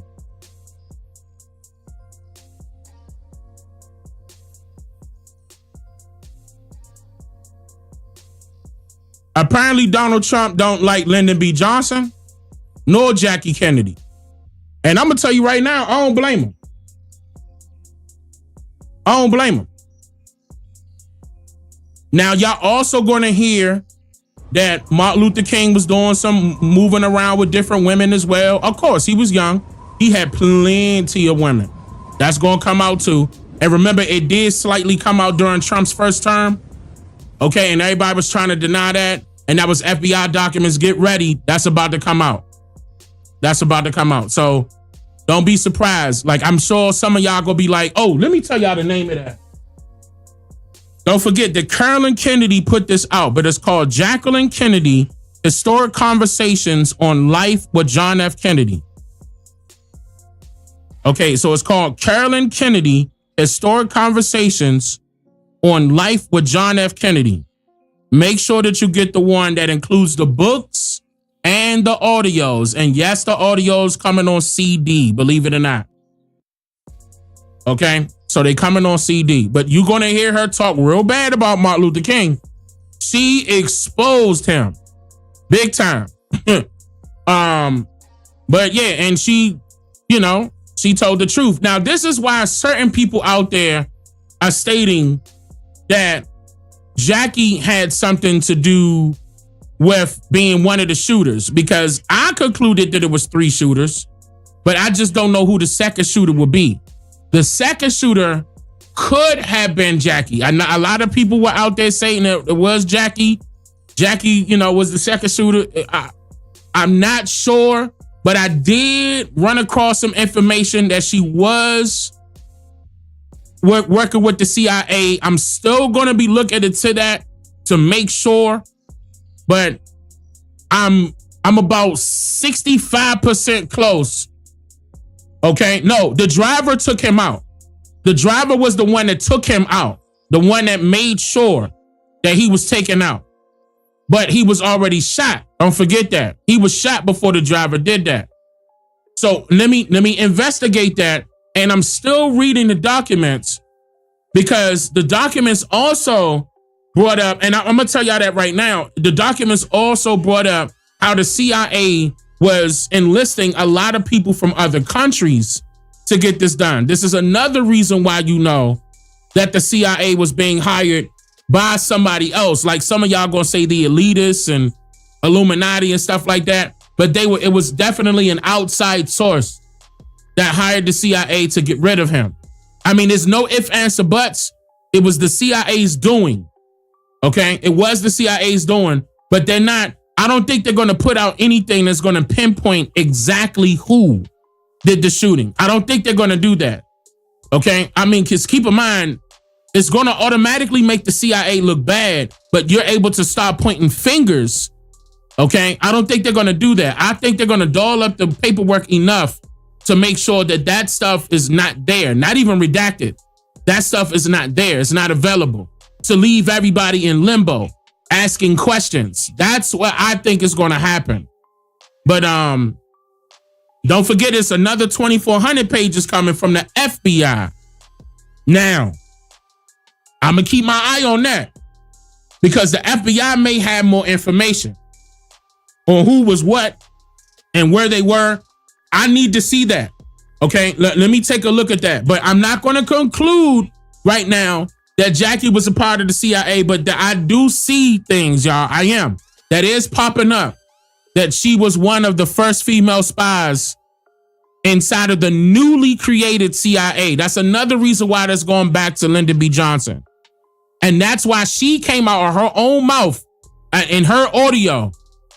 She came out and said that Lyndon B. Johnson had something to do with his assassination. That was her mouth.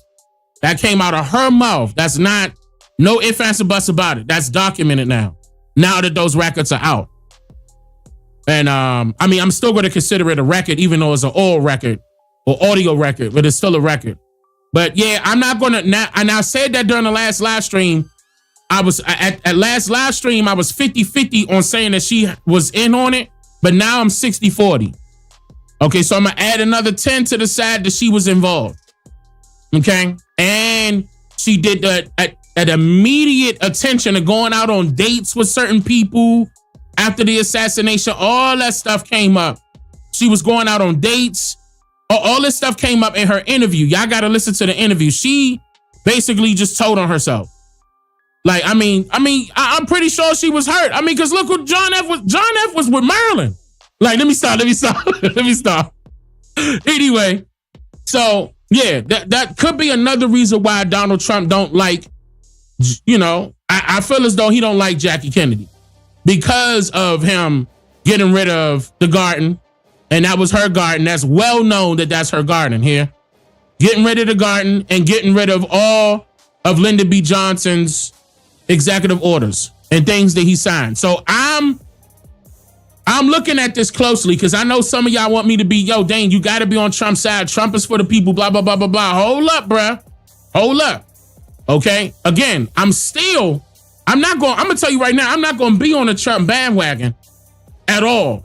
Okay, but I'm definitely going to give props where it's due. And I'm still going to give him props for getting rid of DEI, getting rid of the Department of Education, and soon the Civil Rights Movement. The Civil Rights Act and Equal Employment Opportunity Act. Get rid of them and put something else in place that actually worked for us. And I'm glad that's happening.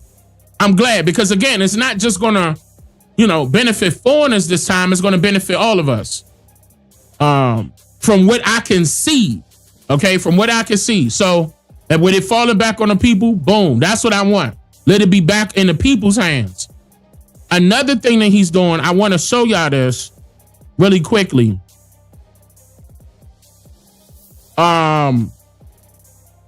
Now, what y'all think about this right here? Now, listen closely. Oh, hold on. Let me just listen closely. Hold on. Here we go. I'm Matt Cesney in West Palm Beach.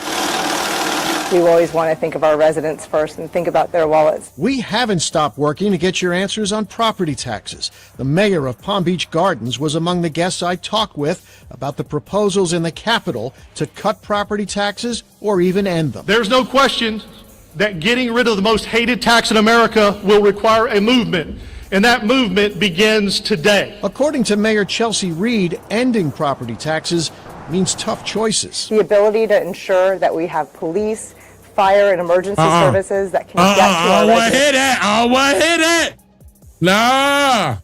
No. Don't tell me that it's for the fire and all the rest of this stuff to try to scare people.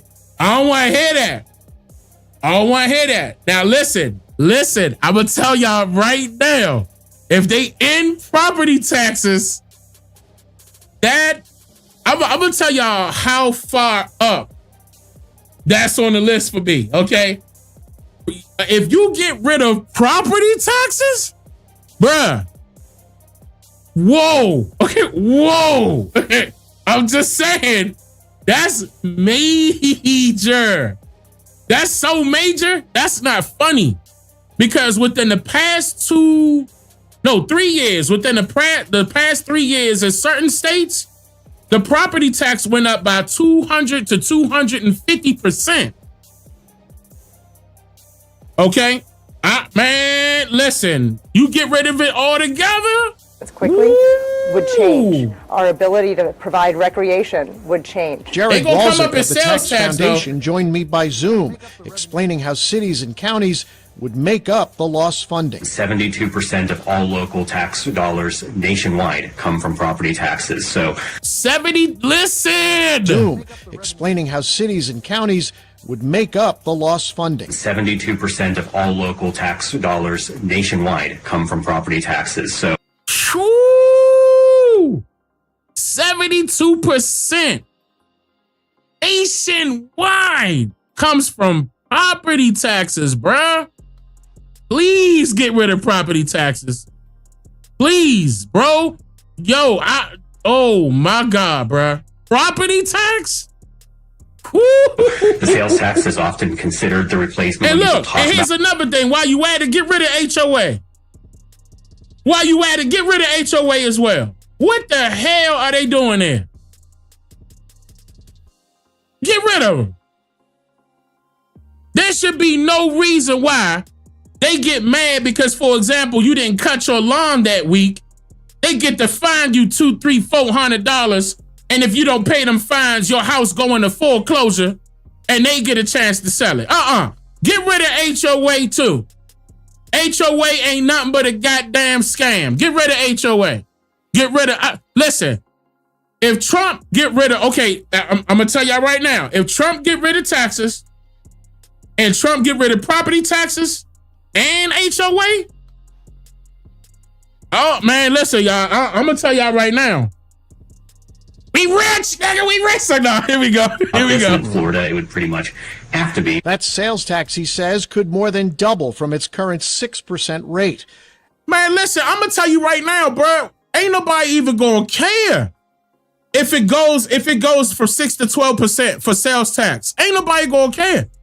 You get rid of HOA, the IRS. You get rid of federal taxes. You get rid of property tax. Bro, we rich. Ain't no way. We rich. We up. You understand me? We up. That benefits everybody. Let me get that, please. After the discussion, I heard from you. Steve emailing me. If the state did away with property taxes and went to a high sales tax to cover all expenses, the snowbirds would really make out because they're only here a few months. And Jeannie writing, give the property owners a larger homestead exemption to give the property owners a break. That's a good one. Let them be exempt on I mean, you know what? That'd actually be good for people that rent their properties.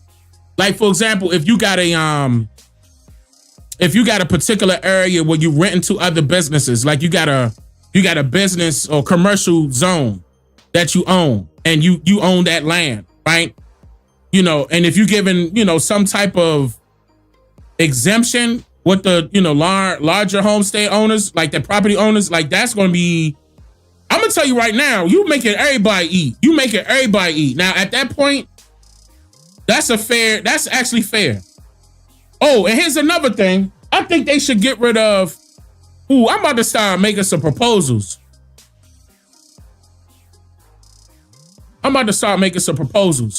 I think, because for some odd reason, some people don't know that when they own a home, they got to check the deed to make sure that they own the lot. Because if they don't own the lot, they don't own the home. Hear me out. You got to look at your deed to make sure that you own the lot. Because if you don't own the lot, you don't own your home. I think there should be some legislation out there that makes it automatic that you own the lot. Okay? That your house is on. I think that should be automatic. But I'm going to tell you right now, that's not automatic for a lot of people. It's not. It's not automatic for a lot of people. And when people go on the foreclosure campaign and that 30-year loan situation, all of that needs to be, all that fraud they doing, arm and a leg in taxes, arm and a leg in property taxes, and on top of the fact that sometimes y'all might have to pay an HOA fee if y'all got HOA. And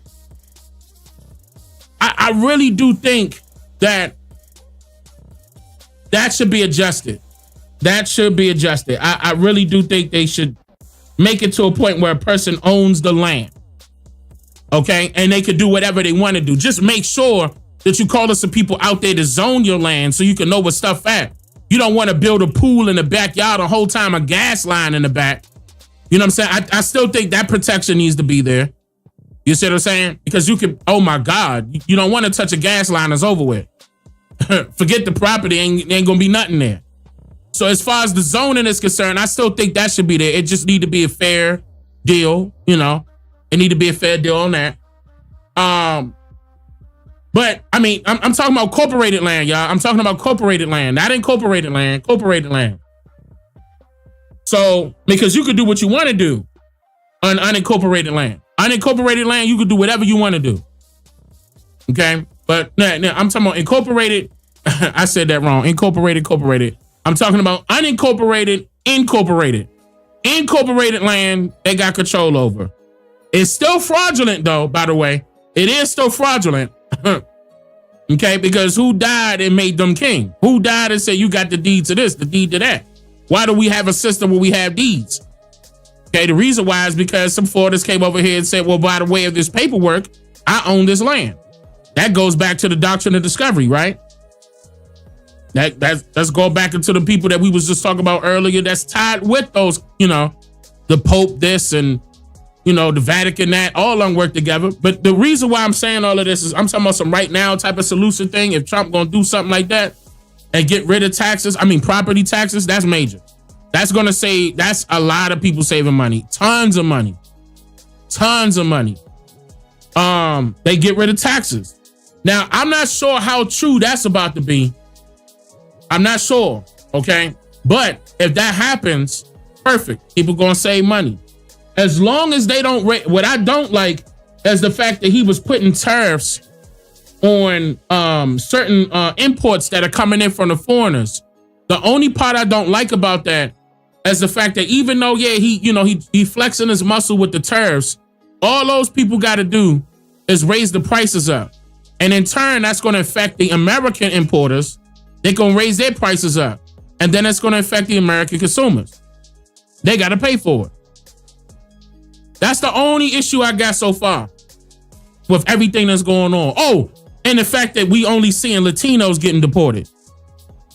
When it was during Joe Biden's presidency, plenty of races was coming over here illegally. Plenty, not just Latinos.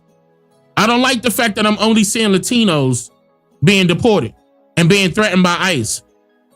Okay, now I know y'all gonna be like, but Dane, they coming on them reservations getting them fake ass Indians. Yeah, I know. I mean, because they still Latinos. Okay, they coming at the Latino when I'm talking about them too. The so-called Native Americans, the Latinos, okay, that ain't supposed to be there yet. They getting them too. Okay, I see that. You know, there's no point in me rubbing it in their face. They're not even here for me to see. You know what I mean? For them to see. There's no point. I already said, you know, they not supposed to be here. I didn't say that. They didn't, came up with their own little institution. They called it a nation. It was a nowhere near nation. And Donald Trump called them out on it. You think Donald Trump don't know this? Donald Trump called them out years ago. But they don't look like Indians to me. Now, when you look at... They don't look like Indians to me, sir. Like he already know what time it is. And then I showed you the other time that he said that on Fox News. It wasn't just at the hearing meeting. No, Dane, but that was on Donald Trump saying that he don't want no competition with his casinos. No, that was Donald Trump saying, how in the world are they getting casinos federally funded when they just built their nation that year? They would haven't been a nation before that.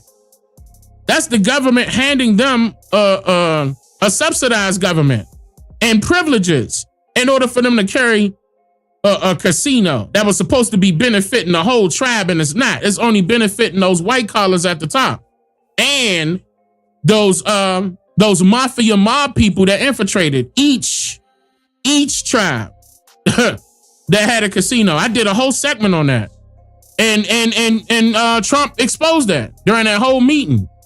They didn't want y'all to see that whole meeting. Trump was exposing it. I ain't had proof. That stuff ain't going back to the tribal members. You got another thing coming. Just like the funds that they send into Ukraine ain't going to the Ukrainians. It's going to the government. Billions and billions of dollars. Listen, so I like the fact I'm like what I'm seeing so far. It looked like he trying to take care of home first. Because I can't name a time Joe Biden did that. I can't name a time Obama did that. Bush, Clinton. If he gonna be for real about this, boom, all right, fine, cool. But I did see something that I like also that he did. I'm gonna play this real quick. The Federal Trade Commission, he came after them. Well, the day after he says he received a notice of his firing from President Trump, FTC Commissioner Alvaro Bedoya testified before a joint committee at the Colorado State Capitol. Yeah, Fox 31 political reporter Gabrielle Franklin is on it tonight. Yeah, Commissioner Bedoya was not here to testify in person today, saying that he needed to be in Washington given yesterday's news. But he did make time to weigh in on two bills being considered in Colorado and to talk about what he's going through. Would like to talk about what the Federal Trade Commission is and what just happened at the commission with the president's attempt to illegally fire me and one of my colleagues. I want to talk about the effect that will have on affordability, in my view, to people in Colorado and everywhere else across the country. But most importantly, I want to talk about the opportunity that this presents for you in Colorado. The FTC, or Federal Trade Commission, is an agency that's been around since 1914, designed to promote competition while protecting when you look, another building in DC. When y'all see Pennsylvania Avenue Northwest, that's DC here. All these buildings in DC, man, listen. And I'm from DC. I hope I get to see some change, man. If Trump gonna do the change, that'll be perfect. Regardless, I'm still gonna do what I got to do. Okay? Regardless, I'm not waiting on Trump. Is not my savior. Trump is not y'all savior. Okay? We need to be saving ourselves. We can't just put it all on him and expect for him to do everything. All of us got to put in the effort to do something. Whatever thing that we can do. That's why I highly recommend that y'all start saying what y'all can do. Share that inside of the 13% community server, where you could join that community server for free. I'm not asking for a dime, but you could get with like-minded people. Not only should we be having these conversations inside of the community server, where it's encrypted, but we need to be taking action, okay? And silently. That does not have to be publicly known. Now, I remember in the past, I gave out a couple of my moves, and I did that on purpose because I wanted to see who wanted to copy. And I saw that and I said, got you, because that's not what we were doing at all. We doing something totally different from everybody for a reason, because it's supposed to be benefiting everybody. Not just me, not just my wife, not just my children, everybody. Not just y'all that's watching, everybody. That's what it's about. Join the 13% community server. Again, it's free. I'm not asking for a goddamn thing, but for you to get in there and start communicating. If you serious though, if you feel as though you could bring something to the table, whether if it was big or small, come on. We got shit we got to do. I'm not over here. Thank God we got Trump. Thank the Lord. Thank you, Jesus. We got Trump. Oh my God. Trump save. I'm not over here doing that, bro. I'm not doing that. Now I'm giving him props for what he's been doing so far, but that's it. You know what I'm saying? Like, I'm not about to, I'm not about to be like, okay, that's the end all be all. It don't stop right there. It don't stop. It don't start and stop at Trump. It don't start or stop with me. It start and stop with you. Whatever you want done for your people, your own individual family, you get with some people that act just alike. You know what I'm saying? They think just alike. That's why we got that community server, for that reason. Hurry up, because we moving to something else after that. Consumers. Commissioner Alvaro Bedoya says the president fired him and Commissioner Rebecca Kelly Slaughter yesterday. And while they plan to fight the action, he wonders if the firings have anything to do with ongoing court orders and litigation from the FTC against companies whose leaders were at the president's inauguration. I don't know why the president is trying to fire me. I do think it is very interesting that I was not fired in week 1 or week 2 of the administration, when it seemed like there were a bunch of names on a list that were intended to be fired to achieve some kind of unitary You're fired. executive. He's known for I think it's firing interesting people. that the last public statement I made was critical of one of the men standing behind the president's shoulder at his inauguration. I issued a statement criticizing Mr. Bezos. Before the firings, Bedoya was originally supposed to talk about the role states play in keeping things affordable for consumers. He says Colorado is leading the way with bills at the Capitol and lawsuits like the one the state brought against the King Super Albertsons merger. And I am thrilled that the Colorado legislature has before it just such a bill, House Bill 25-1090, that would prohibit these kinds of hidden junk fees, including in residential housing. And I will respectfully say that if you succeed in passing this bill, you will go even further. Oh, than the now Federal you want to Trade come up Commission with that bill in right when he's prohibiting trying to junk fire fees you? for What happened live to you events doing it when and you were travel. I urge you to take up that bill and pass it. And the FTC chairman says that he believes the president was lawful in those firings. Bedoya, on the other hand, says that he will be in Denver on Friday to rally with Bernie Sanders. I don't want to hear outside that. the state capitol, To Gabrielle rally Franklin, with Bernie Fox 31. Sanders. I don't want to hear that. If you actually did your job for real, you wouldn't have been trying to hurry up and pass a bill right now as you are out the door. Man, bro, you should have did that when you were in there. Now you about benefiting the people. I don't want to hear that. And you know what? I'm going to tell y'all right now, these prices need to come down. Prices in these grocery stores need to come down. Now, that's what I want to see Trump do. Me personally. I want to see prices drop. There's no way a pound of ground beef should be $8.49. There's no way. I'm sure Marilyn Monroe didn't cost that much. I mean, no, not Marilyn Monroe. Hold on. I'm sorry, y'all. My bad. I did not mean to say that. I did not mean to say Marilyn Monroe again. That was my bad. But bread up high, gas up high, eggs up high. Now, certain people did say certain prices are coming down. Now, I'm not gonna lie. I haven't been looking at me filling up my tank, you know what I'm saying, closely to be like, let me scrutinize this price. I haven't been looking. But those of you out there, I'm looking at chat right now.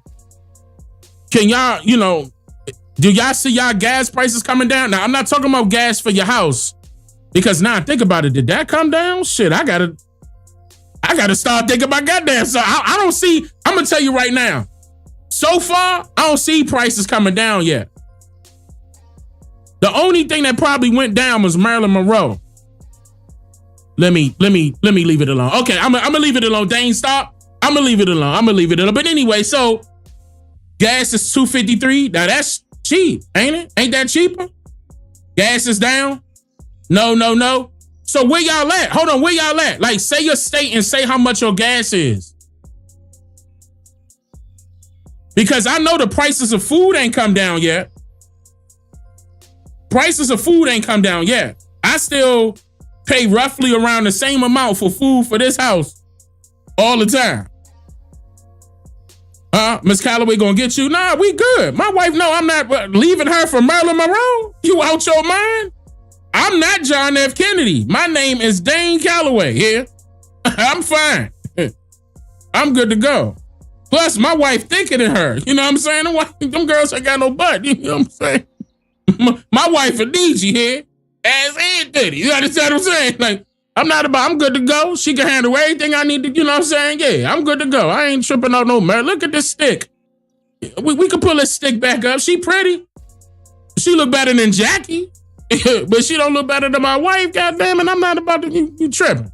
I don't care if Marilyn Monroe was offering in front of me. I'll tell her, huh? But back to these prices. Gas came down $2.91. It's $2.88 today, but it goes to $3.20 in Florida. Upstate New York is $2.70, gone down for sure. Houston is $2.58. Wait, you said, where you at? I got gas yesterday. Oh, Central Cali, $3.89. $2.79 in North Carolina. Michigan, $3.21. Interesting. $2.69 in Florida. $3.79 in Chicago. That's still high. $3.80 is high. I mean, but that's New York. New York gonna be high regardless. $3.25 and up in PA. Mine is $8.49. Blacksburg. Where you live at? Make sure everybody in the chat understand that we won't ever visit that area where he living at right now. We won't. No, go ahead and put it in. Don't be shy. We are not coming to visit. We not. You $8 or something? No, you can keep that. A gallon? You can keep that. That's not, we ain't coming. Matter of fact, you need to hurry up and pack up. You need to go. What you staying over there for? $4.21 in GA? What part of GA is that? I'm not visiting. Eggs still for 1 dozen is $7.99. Yeah, that's high. That's high. Oh, 93. Now that's something different. I mean, yeah, I understand that. Yeah, 93. Yeah, if you put 93 octane in there, I thought you was talking about regular. But that's still high. $8 is still high. I'm going to tell you that right now. $8 is high. Like wherever you at, you need to move. I'm going to tell you that right now. That's high. That matter of fact, that's not fair. That's what that is. That's not fair. Price is about the same in Indiana. $2.93 in Atlanta. Eggs, $15 in New Jersey. Woo! Them eggs better start hatching. $8 for gas is cheap in California. Yeah, buddy. Yeah, y'all. I'm gonna tell y'all right now, California, the governor don't like y'all. The governor don't care. The governor do not like y'all. I'm gonna tell y'all right now, Kylie, y'all would have loved me being y'all governor. Oh my God. But what? Y'all would have loved that. 60 eggs is $27.94. Man, why you getting 60 eggs? Like, wait a minute. Yeah, thank you for the dodo. I appreciate that. Time to start raising our own eggs, laying chickens. People are doing that too. And don't forget that they start throwing the fog out there and try to make everybody sick, including their livestock now. Don't forget about that. I never got a chance to talk about that goddamn fog and how it made everybody sick. It happened more than it happened like 4 or 5 times out here in Texas. I say, close the windows, shut the doors. If you go be outside, mask up. I ain't know what the hell that was out the blue. I remember one time it was at night. We were out. Matter of fact, we were already, I don't know if we was at the movies or something. It was my wife and I and the children. I think we were at a restaurant or something. Man, we were coming back home and couldn't see nothing. And see, in Texas don't believe in streetlights at all. You know how it is in the South. The South, y'all know what's going on. That's why I consider Texas the South. Texas ain't Midwest. Texas is the South. Ain't no streetlights, none. You gotta high beam it the whole way. Okay? Am I lying? I'm talking about no streetlights in the South. None. You couldn't see nothing. And then it had the nerve to be foggy. Super foggy. Real. I'm talking about super, like it was crazy looking. Let me see if I can grab that. I'm gonna give y'all an example. It was damn near spooky. Oh, let me see if I could grab that one. I did see one of them. And I pulled it to the side. Yeah, here you go, look. Look at how foggy that is. Look at that. Man, that don't look natural. I'm gonna play it again. That don't look natural. And that's California, by the way. That one was California. Right here is California. Los Angeles.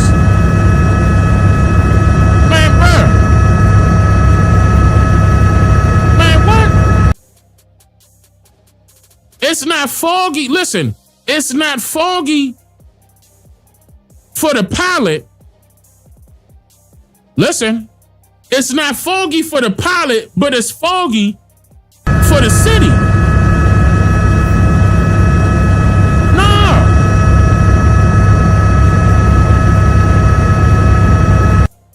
I don't like that. I'm going to tell you right now, I never liked that. But that was happening in a lot of different states. If y'all had that fog, this type of fog right there in your state, press 2. I'm trying to tell you, this was happening in a lot of different areas. Back to back to back. Man, we was rushing our tails home when we saw that. Like, what is this? We thought the end of the world was happening. We ain't never seen no fog like that. Man, look at the chat saying too. Can I put the little thing on? Wait a minute, look. Look. I'm highlighting the chat. Those of y'all that's seeing this live stream late, look, everybody's saying too. Matter of fact, look, if y'all can, do me a favor, not only type 2 and where it was at. Yeah, like, I see how he said Sacramento, Cali? Yeah. Dirty, wait, what'd you say? Hold on. Wait, I missed that.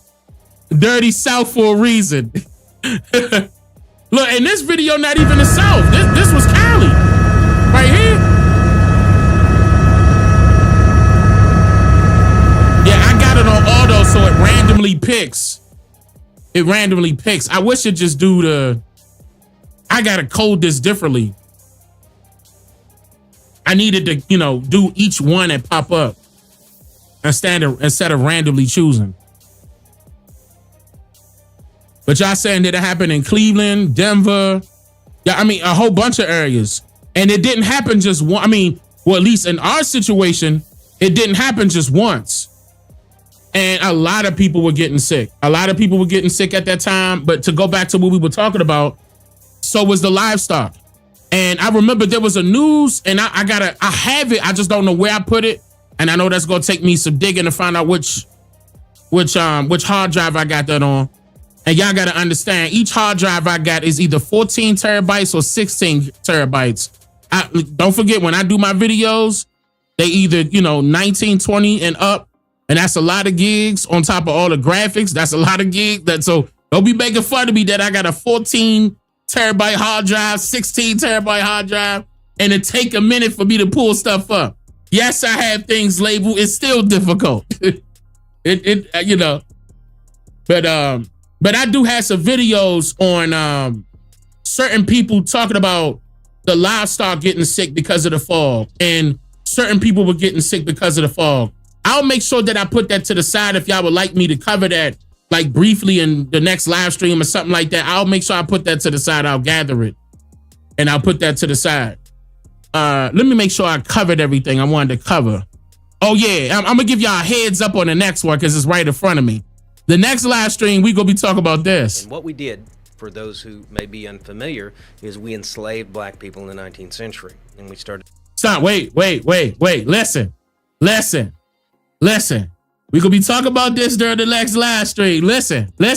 And what we did, for those who may be unfamiliar, is we enslaved black people in the 19th century. And we started doing it in the early part of the 19th century. We were situated geographically in the southern part of the United States. Stop. That's all you getting. We gonna talk about that later. That's all you getting. Oh man. Who is that? No, we gonna get to it. We gonna get to it. Just so happened that person is a chief, by the way. Is a chief. Oh yeah, I'm about to start hitting heads next live stream. We just gonna have some fun. That's a pretending in for sure. We gonna have some fun because I got some stuff that I want to talk about that's surrounded what he talking about and other information, who he is. Yeah, we gonna get into it. We gonna have some fun. But so that's next live stream. I'm probably gonna go live. If not tomorrow, is tomorrow Friday? I gotta check with my wife to make sure that we straight. If we straight, then I'll go live tomorrow. If not, then I'm probably gonna go live on Saturday. And I know for a fact that I'm gonna be going live a lot earlier than this, basically starting this weekend, because I know I've been going live late here and there and people be missing it, and I apologize about that. We definitely picking it back up where we gonna start it around between 4 and 6 p.m. Shut up, don't laugh at me. Shut up. Okay, no, hold on, let me say between 4 p.m. to 6 p.m. Niji time, okay, because I may be a little late, but it ain't gonna be this late no more, okay? It ain't gonna be this late no more. Do we got the whoop him? No, hold up, wait. Y'all, wait, say that for the next live. I'm bringing it up during the next live stream. In fact, what I'll do, matter of fact, this is what I'll do. The next live stream, I'm gonna have an open panel. Right? I'm gonna have an open panel during it because this is critical information that I will cover. Like in the beginning part, I'm gonna go over some history part of it, then play that so y'all can see what's going on, explain who that is, what they talking about, blah, blah, blah, blah, blah. Then I'm gonna open up the panel. No, I'm not gonna play it again. No, I'm not playing it again. I'm gonna play it during the live stream. We already gave him. I gave y'all a brief taste of the next live stream. Next live stream, I got the whole thing gonna play. We gonna break that down. We gonna have some fun. Man, I hope y'all had fun tonight, and I know I did. You know, let me shout out to those of you that was always showing love throughout that time, you know, that I was live streaming, man. Shout out to those of you that became members, all of you that donated, and wow, I missed a couple of them. Talib, thank you for becoming a member. Malik, thank you for becoming a member. God King L said, and thank you for the super chat. If you don't read on the 3rd grade level, you can pass and take a grade school is required. In Indiana, they passed that last year. I appreciate that. Let me drop a bomb. And faith is all we need. Thank you for the donation. Kids are graduating with a high school diploma and cannot read. That's what is sad, and can't read or write cursive. I agree with you, Dane. Yeah, you know what? I'm actually glad you brought that up because when I was in school, we were taught to write cursive. That's correct. They not doing that no more. I have not seen that. I haven't seen that since school. Matter of fact, you right about that. That's true. And you doubled up. Hold up. You doubled up. You said, and thank you for the donation again. You said you will be surprised how many white folks can't read or do math. They call themselves, oh my God. Let me be careful with saying that online with learning disabilities so they can get jobs. I know what you're saying. I'm not trying to say it online and get hemmed up. She went ham. She was not playing. He or she. I'm not sure exactly. I apologize. But faith is all we need. I appreciate that. Benjamin donated. You said, and I appreciate that. You said, what if we doing it then? Why not do differently? States are individual governments that formed a union. Yes, Benjamin.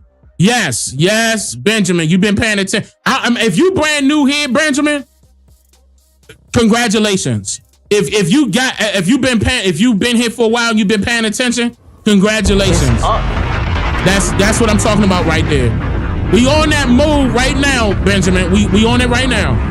All right, wait a minute. Faith donated again. She said Donald Trump is educating folks. Pay attention. Absolutely. And she donated it, or he or she donated again. Faith, you don't got to do all that now. Thank you, Dane Calloway. I appreciate that. I appreciate that. She donated again, or he or she donated again. Took us back so they could catch up. Humbly speaking, thank you for the donation as well. Niambi, thank you for the subscription. Machiavelli, thank you for subscribing. Humbly speaking, donated as well. You said, I heard that fog was releasing airborne parasites. I did too.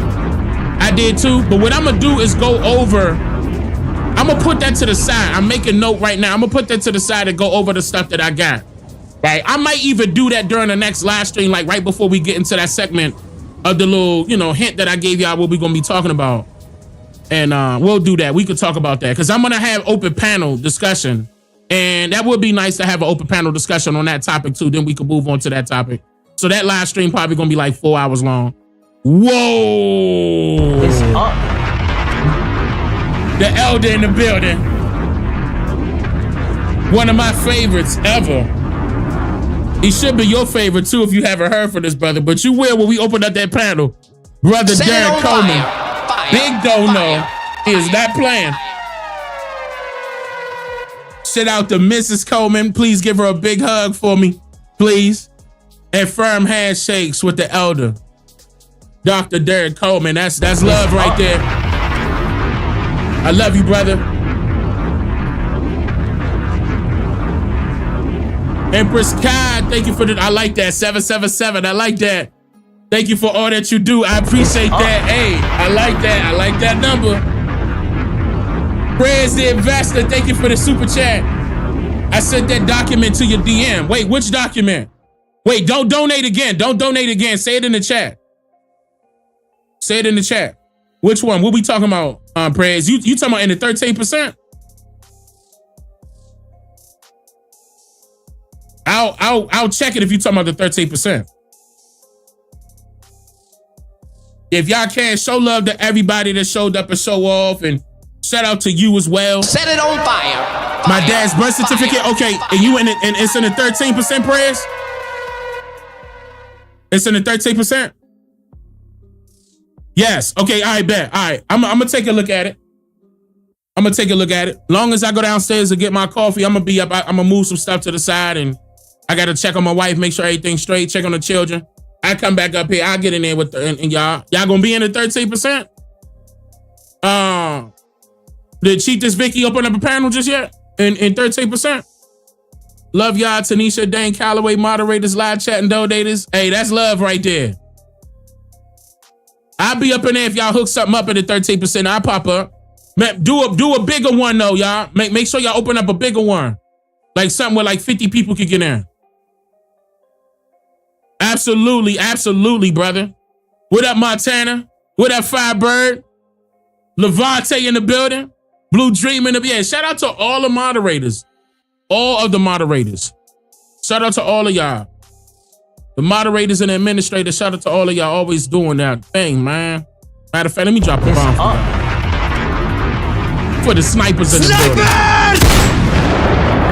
I'm gonna pick, what up, PG Dragon? What up, bro? I'm gonna pick this back up. If not tomorrow, then it's gonna be Saturday, y'all. If not tomorrow, then it's gonna be Saturday. I'm also gonna fix up that intro because I noticed that my intro's audio was messed up. I'm gonna fix that up.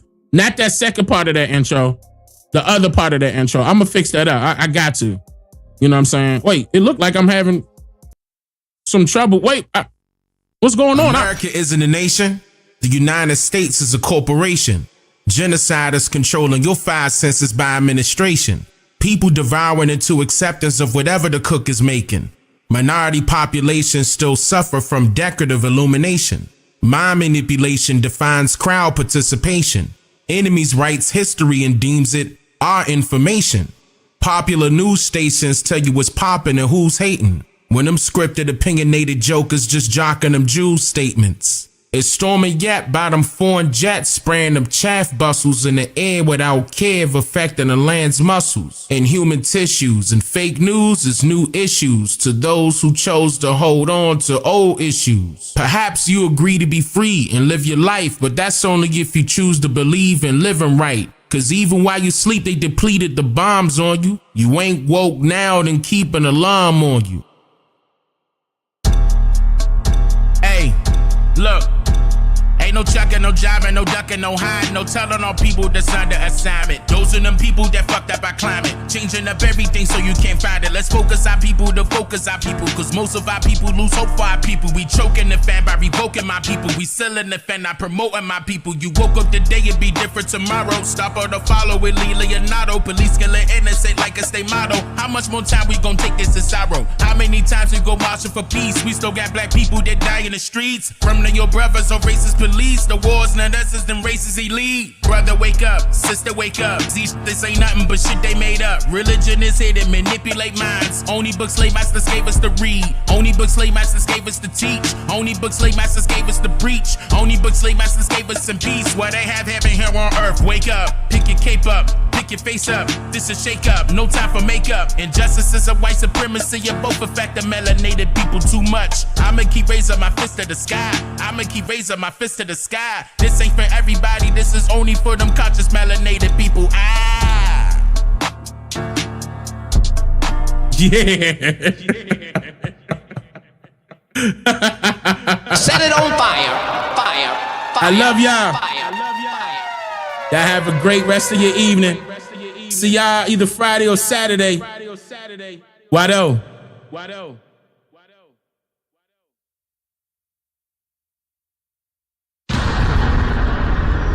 I'm just here to make you think. Yeah, DNA.